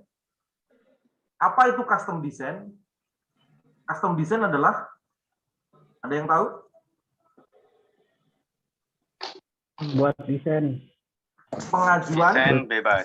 Website untuk pengajuan inputan data desain. Oke, pengajuan desain dari user sesuai selera. Oke. Nah, perhatikan ya Om dan Tante semuanya. Custom design itu pengajuan desain dari user sesuai selera. Nah, kita mengatakan bahwa di bagian ini regulasinya adalah lolos dan tidak lolos. Kenapa seperti itu? Karena kenapa kok ada yang tidak lolos? Karena ada desainer itu dalam teknikalnya yang dia persyaratnya itu salah satunya adalah resolusi. Resolusi. Jadi resolusi itu ketika sumber desainnya nggak jelas, maka dia nggak bisa dibuat. Sebenarnya bisa dibuat, tapi effortnya lama sekali. Artinya apa? Kalau sampai ini melebihi dari durasi rata-rata pekerjaan desain, maka sistem desainer ini akan menjadi terhalang. Berapa jumlah desainernya tidak akan bisa terukur capaiannya. Karena apa? Rule lolos dan tidak lolosnya dari depan tidak dibuat.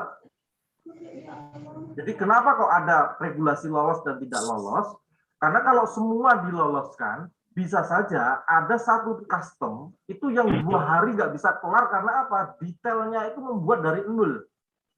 Kalau detailnya membuat dari nol, bayangkan Om, 1 hari full mengerjakan satu desain, lalu bagaimana menjamin pabrik ini bisa berputar?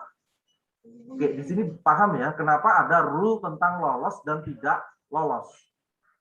Untuk menyeleksi desain agar hitungan capaian waktunya bagi setiap desainer itu benar-benar sesuai dengan riset kita. Satu hari desainer itu mengerjakan di capaian 40 ID desain per hari. 40 ID desain per hari. Kalau dia dalam performa normal, desainer yang sudah 3 bulan lebih ada di sistem, maka dia sudah harus bisa mencapai 40 ID desain per hari. Nah, kebanyakan yang kita salah memahami itu artinya 40 ID itu selesai semua. Tidak. Kalau dulu, revisi yang di hari kemarin, itu akan menjadi pengerjaan hari ini. Artinya, revisi itu masuk 40 ID ini. Prinsipnya, 40 ID itu satu putaran dalam 1 hari bagi satu desainer. Entah itu revisi, entah itu antrian baru. Nah, kalau banyak revisi bagaimana? Mungkin saja 40 ID ini adalah revisi semua. Revisi semua. Nah, ini yang terjadi di 2 bulan yang lalu, 1 bulan yang lalu. Kenapa kok desainnya lama sekali? Inputnya banyak, Tapi masalahnya revisinya banyak, sehingga waktu desainer ini habis melakukan revisi yang berputar setiap hari. Paham ya, Om dan Tante semuanya di bagian ini? Nah, maka sangat dibutuhkan adanya penanganan pelayanan revisi. Penanganan pelayanan revisi itu tujuannya apa? Menyingkatkan waktu, memahamkan mana yang direvisi, biar tepat sasaran, sehingga desainer waktunya sebentar, tidak terlunta-lunta. Maka kita butuh yang namanya Zoom, menyamakan persepsi antara user dan resellernya dengan desainer yang dibantu oleh some brands-nya. Titik mana yang direvisi, ini aja, dan di saat itu bisa langsung ditunggu, seperti itu. Nah, agar terjadi Zoom yang final, efektif, maka butuh dilakukan line. Brands ini hanya menemui titik desain ini. Brand ini hanya fokus ke desainer yang ini. Kalau dulu seluruh jaringan melawan seluruh desainer. Bisa saja jam 10 saya input PO ketemu desainer A, jam 11 ketemu desainer B. Nah, kalau seperti ini komunikasi tidak akan jalan. Makanya kita rubah seperti itu. Harapan saya per Agustus minggu depan line komunikasi antara brand sama desainer ini mempercepat proses revisi. Oke, di bagian ini ya. Nah, kemudian yang kedua ada custom design, yang kedua ada ready design. Apa ready design itu? Ready design adalah desain yang sudah ada di Regar Spot. Prinsipnya kalau sudah ada berarti ada di mana? Custom design.net galeri. Seluruh yang ada di galeri custom design.net itu disebut ready design. Oke. Oke. Berarti custom design ini yang di atas ini apakah semua ready design? Tidak. Ada ready design-nya, ada custom fresh-nya. Yang ketiga, custom fresh. Custom fresh itu artinya pengajuan desain dari user sesuai selera yang belum ada ready desain-nya. Oke, nah perhatikan Om dan Tante, yang ini masuk kategori isi, yang ini masuk kategori hard. Ini sesuai dengan pembagian waktu, durasi waktu yang dikerjakan oleh desainer. Kenapa kok ada isi, ada hard? Karena waktu desainer itu harus bisa dihitung. Kenapa harus dihitung? Tadi, karena pabrik ini bekerja sesuai dengan SOP. Kalau nggak ada SOP-nya, maka jumlah kuotanya tidak terbaca. Itu ya, Om dan Tante semuanya. Oke. Yang keempat, ada fresh design. Artinya adalah desain baru atau new yang dikeluarkan oleh desainer per hari sesuai genre. Ini fresh design. Artinya, fresh design ini adalah basic utama dari desain yang ada di Regar Spot. Rata-rata, fresh design ini yang kemudian akan dijadikan inspirasi bagi user untuk melakukan pesanan. Oke, jadi seperti itu. Nah, targetnya apakah fresh design ini dipesan? Tidak. Awalnya dulu adalah fresh design ini dipakai untuk materi promo, materi penawaran. Sedangkan target dari penawaran itu adalah apa yang diinginkan user custom ke kita. Jadi fresh design ini bukan ditarget untuk dipesan. Kalau dipesan bagaimana? Lebih bagus. Tapi tujuannya adalah secara marketing flash design ini menyediakan materi penawaran. Biar user itu kayak kena pancing, kena kail, kemudian dia masuk ke kita. Perkara nanti yang diinputkan ke kita itu beda, nggak masalah. Oke, begitu ya Om dan Tante. Ya. Nah, alhamdulillahnya, sekarang saya share ke Om dan Tante semuanya. 2014 sampai 2017, Regar Spot itu di fresh custom-nya ini, custom fresh-nya ini ya, custom fresh custom aja, fresh custom. Di fresh custom ini itu 80% dari ID yang dimasukkan itu 80% itu dulu masih fresh custom. Artinya apa? Betapa susahnya membangun pelayanan desain di waktu itu karena semua hard.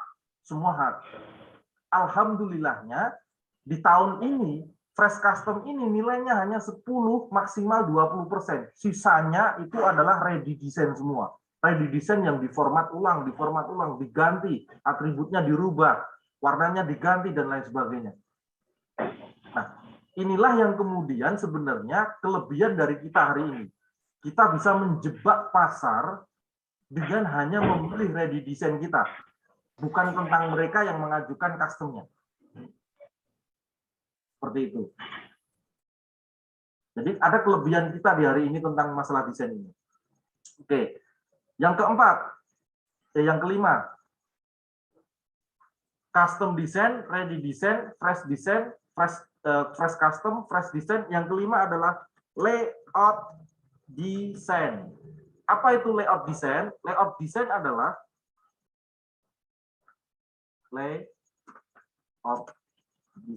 Layout design adalah desain yang siap dicetak atau di printing. Artinya menyesuaikan input quantity, detail, dan spesifikasi PO. Nah, layout design ini dikerjakan oleh siapa? Layouter, bukan desainer. Layouter. Kalau yang custom design, ready design, fresh custom, fresh design, ini dikerjakan oleh desainer.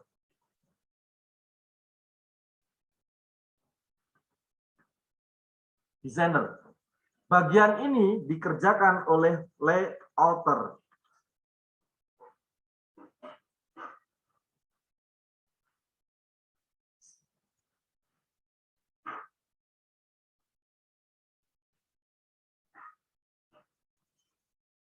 Bedanya di situ. Nah, perhatikan Om dan Tante semuanya. Banyak yang salah melihat tentang pengelolaan desain dari kita. Oleh siapa? Kompetitor. Perhatikan di bagian ini. Ini sangat berbeda. Jadi, kompetitor yang hanya memiliki satu struktur desainer, dia tidak punya layouter, maka bisa dipastikan bahwa kompetitor itu belum bergerak bisnisnya. Dia belum berkembang. Mungkin kapasitasnya masih rendah. Kenapa kok seperti itu? Karena layouter ini tidak bisa dibangun kalau kuota desainnya masih sedikit. Kalau masih sedikit, nggak bisa layouter itu ada. Tapi kalau desain customnya itu tinggi, PO tinggi, PO desainnya itu tinggi, maka layouter ini wajib dipisah dari desainernya. Desainer itu kan dari misalkan satu lusin ya, satu lusin. Dia kan hanya mengerjakan satu desain utamanya saja. Tapi duplikasi ke-12 stylenya itu kan layouternya. Bayangkan kalau ada kompetitor yang dia dari desainnya sampai menduplikasinya ke siap printingnya itu masih tetap dikerjakan desainer. Maka secara prinsip sebenarnya kompetitor ini masih hanya berproduksi, hanya memproduksi jersey, belum manufaktur jersey, belum pabrikan, belum pengaturan SDM, waktu SOP-nya belum ada. Maka saya katakan, jangan sekedar melihat keuntungan sesaat. Karena buat apa untung sesaat kalau tidak berlanjut? Nah, regard spot itu satu hal yang dipastikan adalah jaminan manufaktur itu sedikit sampai pengaturan SDM-nya aja jelas. Bedanya di situ. Oke. Desainer kita yang nantinya dikembangkan menjadi titik desain.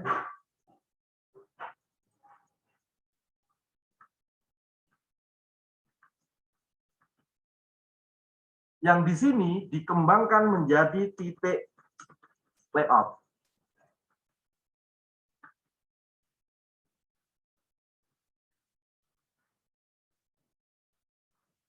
Kenapa sampai seperti itu? Karena posisinya gini, beda nggak punya karyawan desainer jumlahnya 1 sama 10? Beda. Beda nggak jumlah 10 dengan 100? Beda. Beda banget. Masalahnya, apakah sampai 500 desainer nanti itu akan dikelola manajemen? Kan nggak mungkin, Om. Problemnya terlalu besar, terlalu meluas.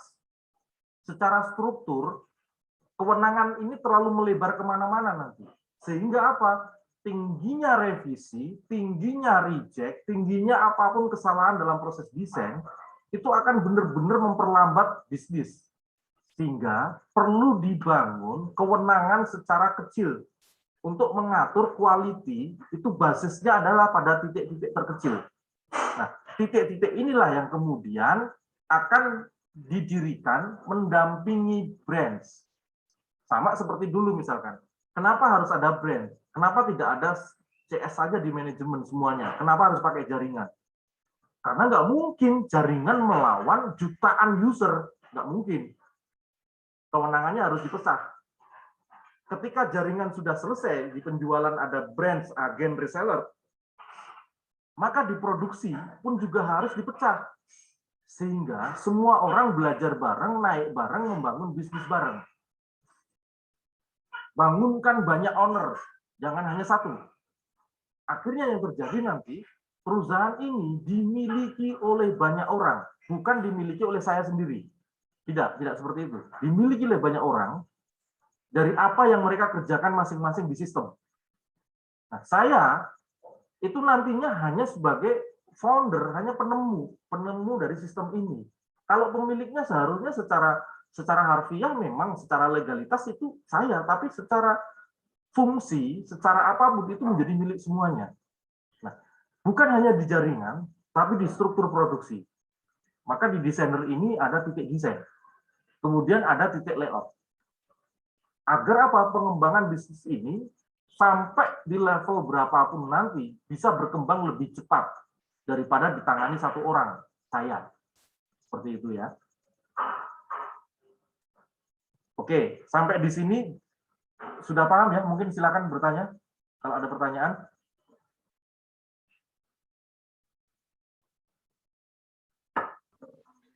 Bisa di screenshot. Oke, silakan. Ambil di screenshot ya Om dan Tante. Untuk tadi ya Om, masalah revisi itu kan untuk pengajuannya kan bisa ditentukan dengan job. Nah, cuma untuk job meeting ini apakah cuma sam brand dengan desainer atau gimana tuh? Tidak, jadi gini Om.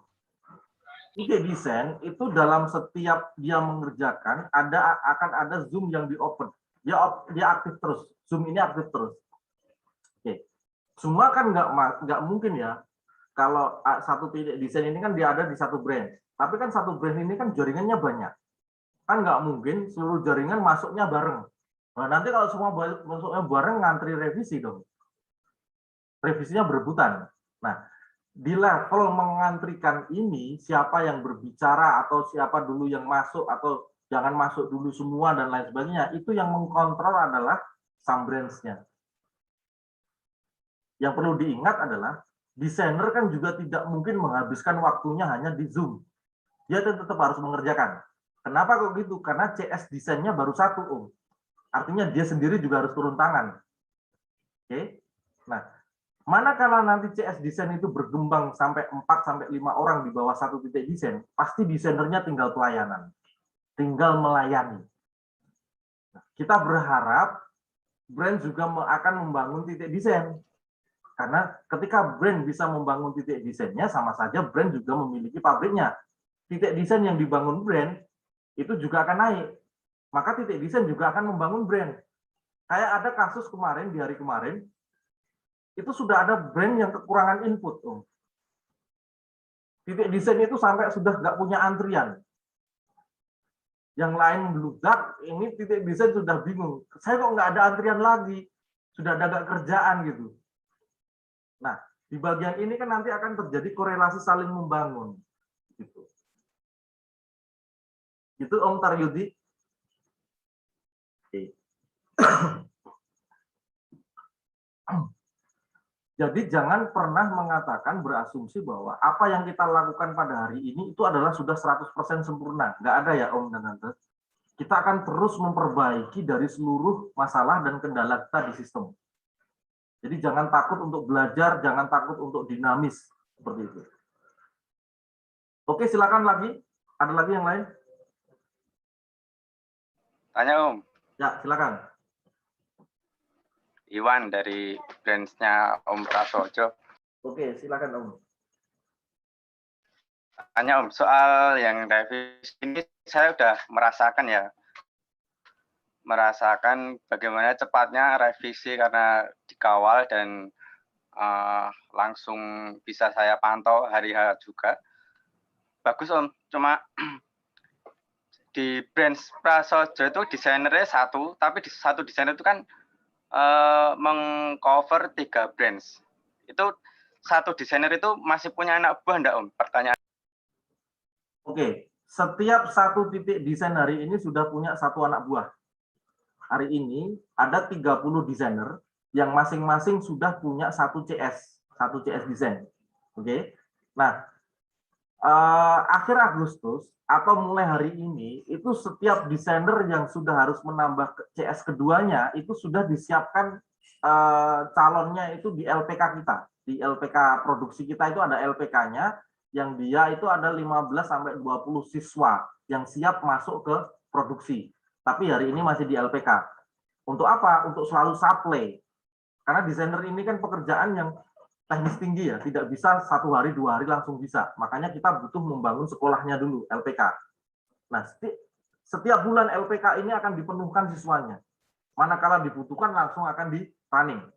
Nah, kondisi faktualnya adalah minggu kemarin itu beberapa anak siswa LPK sudah ditarik ke layout karena layout ternyata kurang. Nah, dari jumlah 30 kemudian dinaikkan mendekati 40 orang. Nah, LPK ini akan selalu ditambah terus, Om. Nah, berapa kecepatan setiap desain itu akan menambah CS-nya? Setelah CS kedua sangat tergantung dari berapa branch menambah input custom-nya. Bedanya di situ. Om Prasojo itu masih ada 3 brand yang di satu titik desain. Ya, nah, ini nggak normal. Ini nggak normal, Om. Normalnya adalah 2 brand ke satu titik desain. Nah, kenapa ada 3? Karena 3 brand ini kalau digabungkan itu belum memadai dari jumlah perbandingan yang ada di kuota di desainernya. Gitu, Om. Contohnya 10 brands yang di peringkat pertama, mulai dari Om Hendro, Tante Rizka, dan lain sebagainya itu, termasuk Bu Elia tadi, itu hanya di satu desainer. Karena apa? Input custom-nya tinggi. Makanya di sini strateginya adalah pemerataan dulu, Om.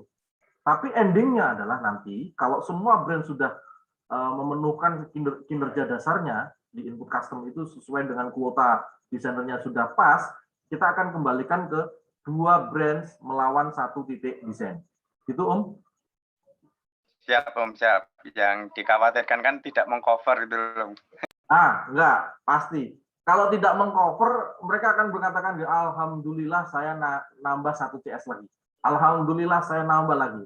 Nah, bagaimana mengukurnya itu? Sekarang kan gitu kan? Iya, iya. Oke, saya sharing ya. Nih, cek di sistem. Jangan khawatir, sebenarnya sistem kita itu sudah ada alat ukurnya, Om. Bentar. Sudah kelihatan ya sistem? Iya.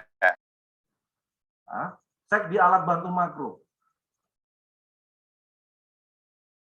Alat bantu makro itu ada, perhatikan, di kolom bagian ini itu mengukur kinerja desainer, titik desain.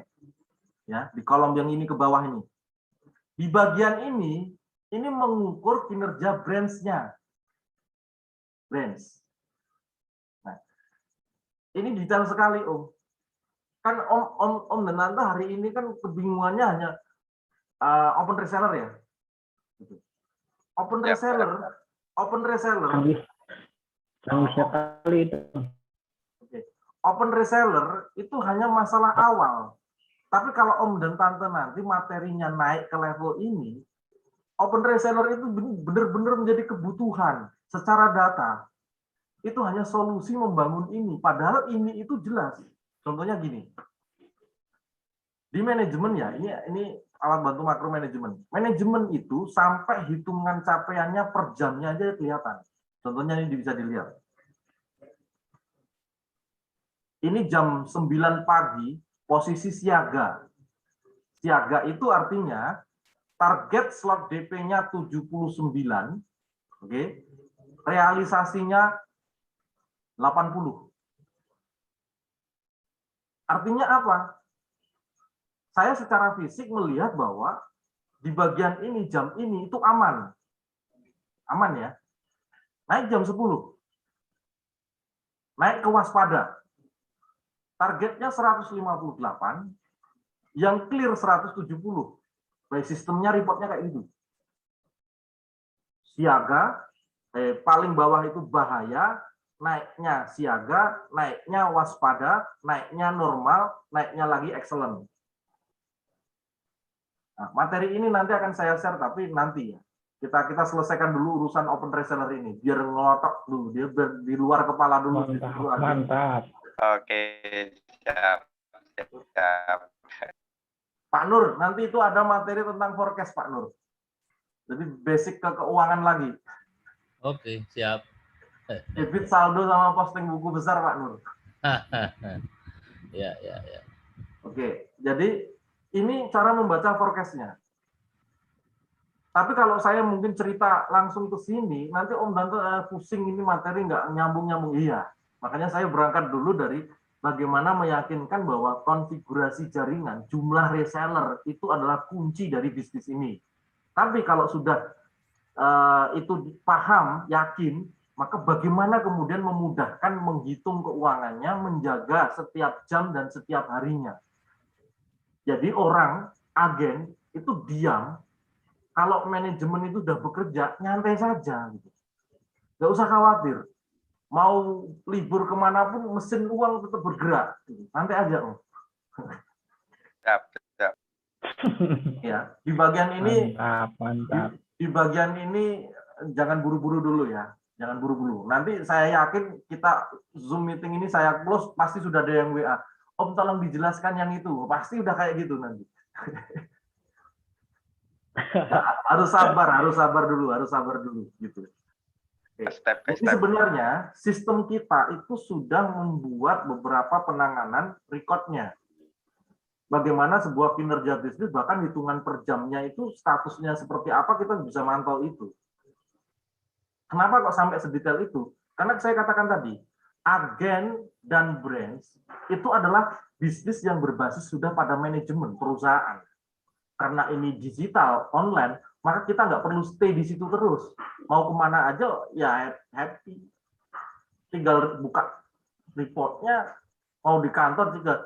Ini pending, bayangkan ini, Tante. Om, pending validasi DP, ada 26. Artinya apa ini?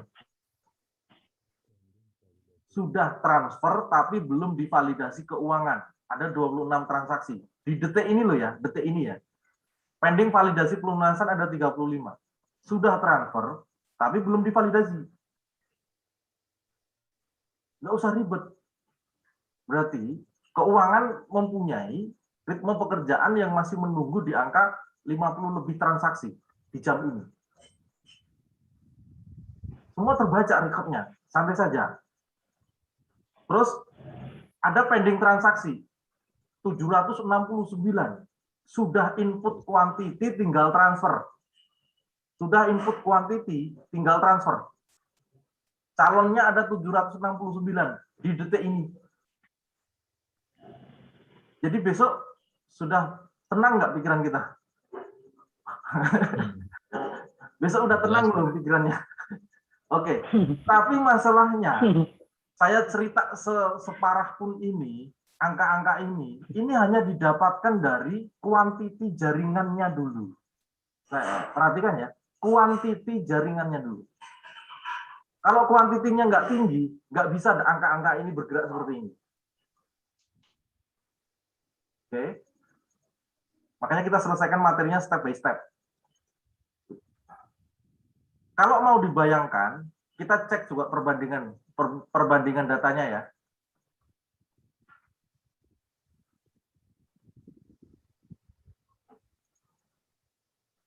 Laporan keuangan, kita cek.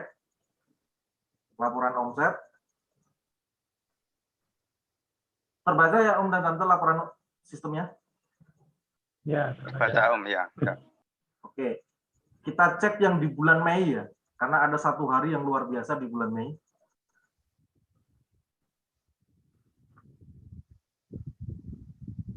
Nah, lihat, perhatikan. Ini bulan Mei. Di manajemen, tanggal terakhir, satu hari 1 miliar. Cek berapa transaksinya. 3.922 transaksi. 3.922 slot. Oke, 3.922 slot. Lalu cek di bagian alat bantu makro. Yang siap melakukan transaksi di detik ini itu 1.940. Ini yang sudah berafiliasi dengan transaksi. 1.940. Lalu yang masih di custom, di desain, itu 2.700 ID. Kalau sebenarnya penanganan desain bisa menyentuh angka 2.700 di hari ini, maka 2.700 ditambah ini ya bisa 1 miliar per hari kan? Karena tadi 1 miliar kan cuma 3.900-an. Dan itu ecer semua. Kalau lusin di bawah itu paling di 2.500 sudah 1 miliar kalau lusinan. Artinya apa? Growth bisnis kita sudah terbaca, Om. Nggak perlu khawatir. Analisis data kita sudah mengatakan bahwa 1 miliar per hari ini tinggal di kita sendiri yang menata. Makanya saya fokus kepada pemahaman jaringan. Bagaimana agen sesuai statusnya, bekerja sesuai statusnya, brand bekerja sesuai statusnya, titik desain bekerja sesuai statusnya. Hari ini kan masalah kita hanya tentang komunikasi koordinasi internal ini, bukan tentang usernya. Kalau user selagi standar suite dilempar, free owner dilempar, data ini tetap luar biasa, semakin naik lagi. Tapi semakin naik pun data ini, kalau di internal tidak terjadi komunikasi dan koordinasi yang pas, ya sama saja bohong. Gitu. Jadi intinya cuma bagaimana kita berkoordinasi antara brand, agen, reseller dengan manajemen, titik desain dan selanjutnya. Seperti itu. Jangan takut, growth bisnis kita benar-benar real. Seperti itu. Oke, silakan kalau ada pertanyaan lagi.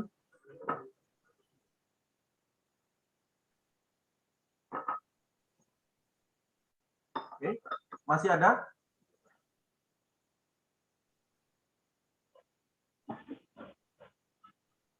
Ya Om, sebagai agen baru, paling tidak saya berkeinginan pengen buat target sampai akhir tahun lah gitu ya. Jadi jangka pendeknya adalah bagaimana membuat target sampai akhir tahun, mulai dari berapa reseller, cloud-nya mulai Agustus sampai dengan akhir tahun berapa gitu ya. Itu akan saya buat. Termasuk mungkin dari target-target seberapa besar volume yang akan kita peroleh. Sehingga kita ya bisa punya pegangan ya, punya target sebagai agen. Mungkin kalau saya sih itu yang saya pikirkan. Nah, itu belum dapat formula lah gitu ya. Oke, siap Pak Nur. Saya share dulu aja lah, walaupun belum jadi ya. Ini ada materi tentang check up predict manajemen agen. Bentar. Cuma memang belum jadi ya. Masih mungkin di brand aja sudah ada menu ini Kak. Brand. Om Indra sudah ada menu ini, belum ya? Belum, memang karena belum jadi. Nah, contohnya ini Pak Nur. Bisa dilihat ya? Kelihatan nggak? Ya. Kelihatan. Kelihatan ya? Nah, masuk ke nanti akan ada menu simulasi medical check up. Oke. Lalu kebalikannya gini Pak Nur. Pak Nur saya tanya, akhir tahun besok maunya penghasilan berapa? Targetnya berapa? Berapa angka yang ditarget? Berapa nominal targetnya? Mau 10 juta, 20 juta atau berapa? Paling tidak mungkin 20 juta kali ya. Oke. 20 juta. Saya masukkan 20 juta ya. Ya. Tapi saya belum tahu apakah sistem ini sudah jalan apa enggak karena tadi belum saya cek Pak Nur. Semoga aja udah ada ya. Di brand sudah aja Om, ngapunten. Oke ya. Nah, ini Pak Nur. Tapi memang tampilannya belum direvisi. 20 juta. Nah, 20 juta itu, level 20 juta itu, nanti secara manajemen Pak Nur akan ada pembagian anggarannya, pembagian rekeningnya. Yang klaim 20 juta berbaginya itu diharapkan 500.000 per bulan. Ya, nilai berbaginya. Nah, kemudian dirinci per hari, nanti jatuhnya angka di 2.000 per hari. Operasionalnya itu 1.050.000. Operasional itu yang mana? Operasional itu berarti atas seluruh paket data yang ada di manajemen Pak Nur. Paket datanya, apa alat di situ. Oke, lalu gajinya. Berarti kalau 20 juta, kapasitas gajinya itu adalah 12 juta maksimalnya. Maksimalnya 12 juta. Bentar. Gaji apa nih?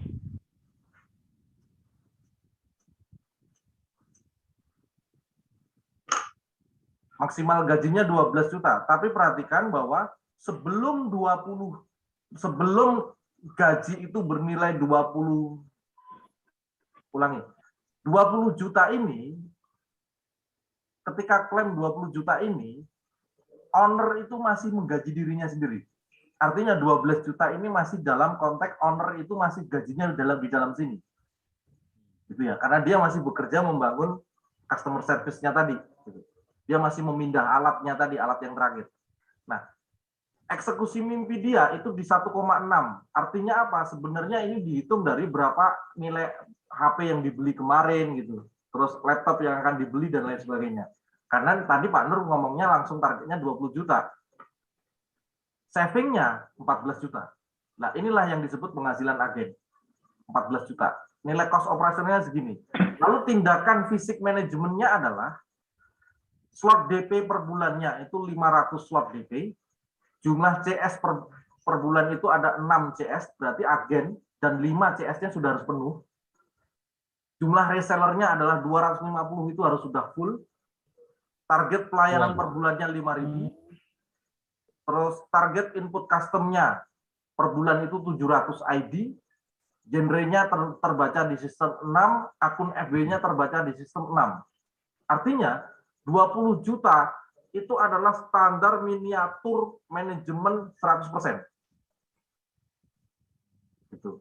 Nah, karena kondisinya sudah seperti ini, saya sarankan jangan menarget 20 juta dulu, Pak Nur. Ya. Kenapa gitu? Karena effort manajemennya sudah sangat majemuk. Coba kita menghitung dari 10 juta dulu ya. Ya.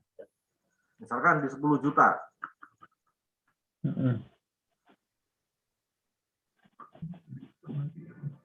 Nah, kalau 10 juta, ketika gaji bernilai 5 juta maksimal, maka jumlah CS-nya terbaca 3. Oke, terbaca 3 ya Pak Nur. Nah, 3 ini siapa? 2 CS dan Pak Nur sendiri. Jadi 5 juta ini diasumsikan untuk 2 CS dan 1 agen. Di lain sisi, ada saving yang dibangun oleh agen sendiri, dan nilai investasi untuk membeli alat, misalkan alat itu HP itu dicicil atau dikredit dari JDID, nanti 3 alat itu bisa dibiayai dari 1,1. Tapi saya yakin kalau tipikal Pak Nur kan tidak mengikuti check up pending ini, mungkin akan melakukan investasi di awal kan gitu. Ya. Nah, lalu bagaimana caranya? Kalau mau melakukan investasi di awal, jangan perhitungkan ininya, tapi lihat berapa jumlah CS-nya yang ditarget. Oke, berarti saya harus ngangkat 2 CS, targetnya adalah 150 reseller, oke, 2.500 pelayanan, 350 ID per bulan ya, terbaca ini di input custom. pemenuhannya ini. Ini nanti masih ada pendetailan lagi. Jadi ini nggak akan terbaca kolom-kolom seperti ini, nanti ada deskripsinya Pak Nur. Jadi jangan khawatir, nanti ada rujukan-rujukan ini yang akan ada di menu check up medik manajemen agen. Udah oke lumayan ini, ada gambaran Om. Oh, iya. Iya, ada gambaran. Oke, jadi jangan khawatir, karena saya kan sudah ngomong bahwa seluruh kesuksesan orang baik dari reseller, agen dan brand itu menentukan kesuksesan saya, gitu kan gitu. Nah, sama saja gitu. Nah, kalau kemudian ada 5.000 agen yang sukses, maka saya baru bisa berani Pak, berani berdiri satu panggung sama Nadim, Markarim gitu, jadi berani gitu. Kalau 5.000 agen yang berhasil, jadi masuk ke panggungnya Sri Mulyani berani gitu. Makanya effortnya saya turun tangan sendiri. Kenapa kok seperti itu? Gitu. Ya ini sejajar dengan prestisius saya. Saya bisa menjamin kalau benar-benar 5.000 agen ini clear sukses, bahkan reseller di bawahnya clear sukses, maka kita punya peluang untuk apa? Untuk naik ke panggung nasional. Dan benar-benar kita akan membawa nama ini ke nasional. Lalu siapa pemilik lisensi dari bisnis ini? Anda semua, karena yang bercentang biru. Karena yang mempunyai centang biru. Seperti itu ya, Om dan Tante semuanya. Siap. Oke, ini sudah hampir setengah 10. Mungkin kita close dulu malam hari ini. Nanti kita lanjut. Tante Astrid, Om Josia. Siap Om, Astrid hadir. Oke, nanti silakan direkomendasikan untuk seluruh catatannya ya, termasuk tadi rekamannya dan lain sebagainya. Baik. Terus saya belum ketemu brands, nanti mungkin di Sabtunya ketemu brands dulu ya, karena kalau minggu depan itu agen dimasukkan di putaran materi-materi yang sudah analis data, brandnya harus selesai dulu. Takutnya brandnya belum fasih membaca data. Oh, nggih. Hari napa Om? Sabtu. Sabtu atau malam Sabtu lah. Oh, besok antara Jumat malam atau Sabtu malam ya Om? Malam Sabtu, jangan malam Minggu. Oh iya, Jumat malam nggih, siap. Nanti last day malah banyak yang libur, nanti saya dibentak-bentak nanti. Nggih, siap Om. Oke, siap. Terima kasih Om dan Tante semuanya. Siap. Selamat malam. Wassalamualaikum warahmatullahi wabarakatuh. Assalamualaikum warahmatullahi wabarakatuh.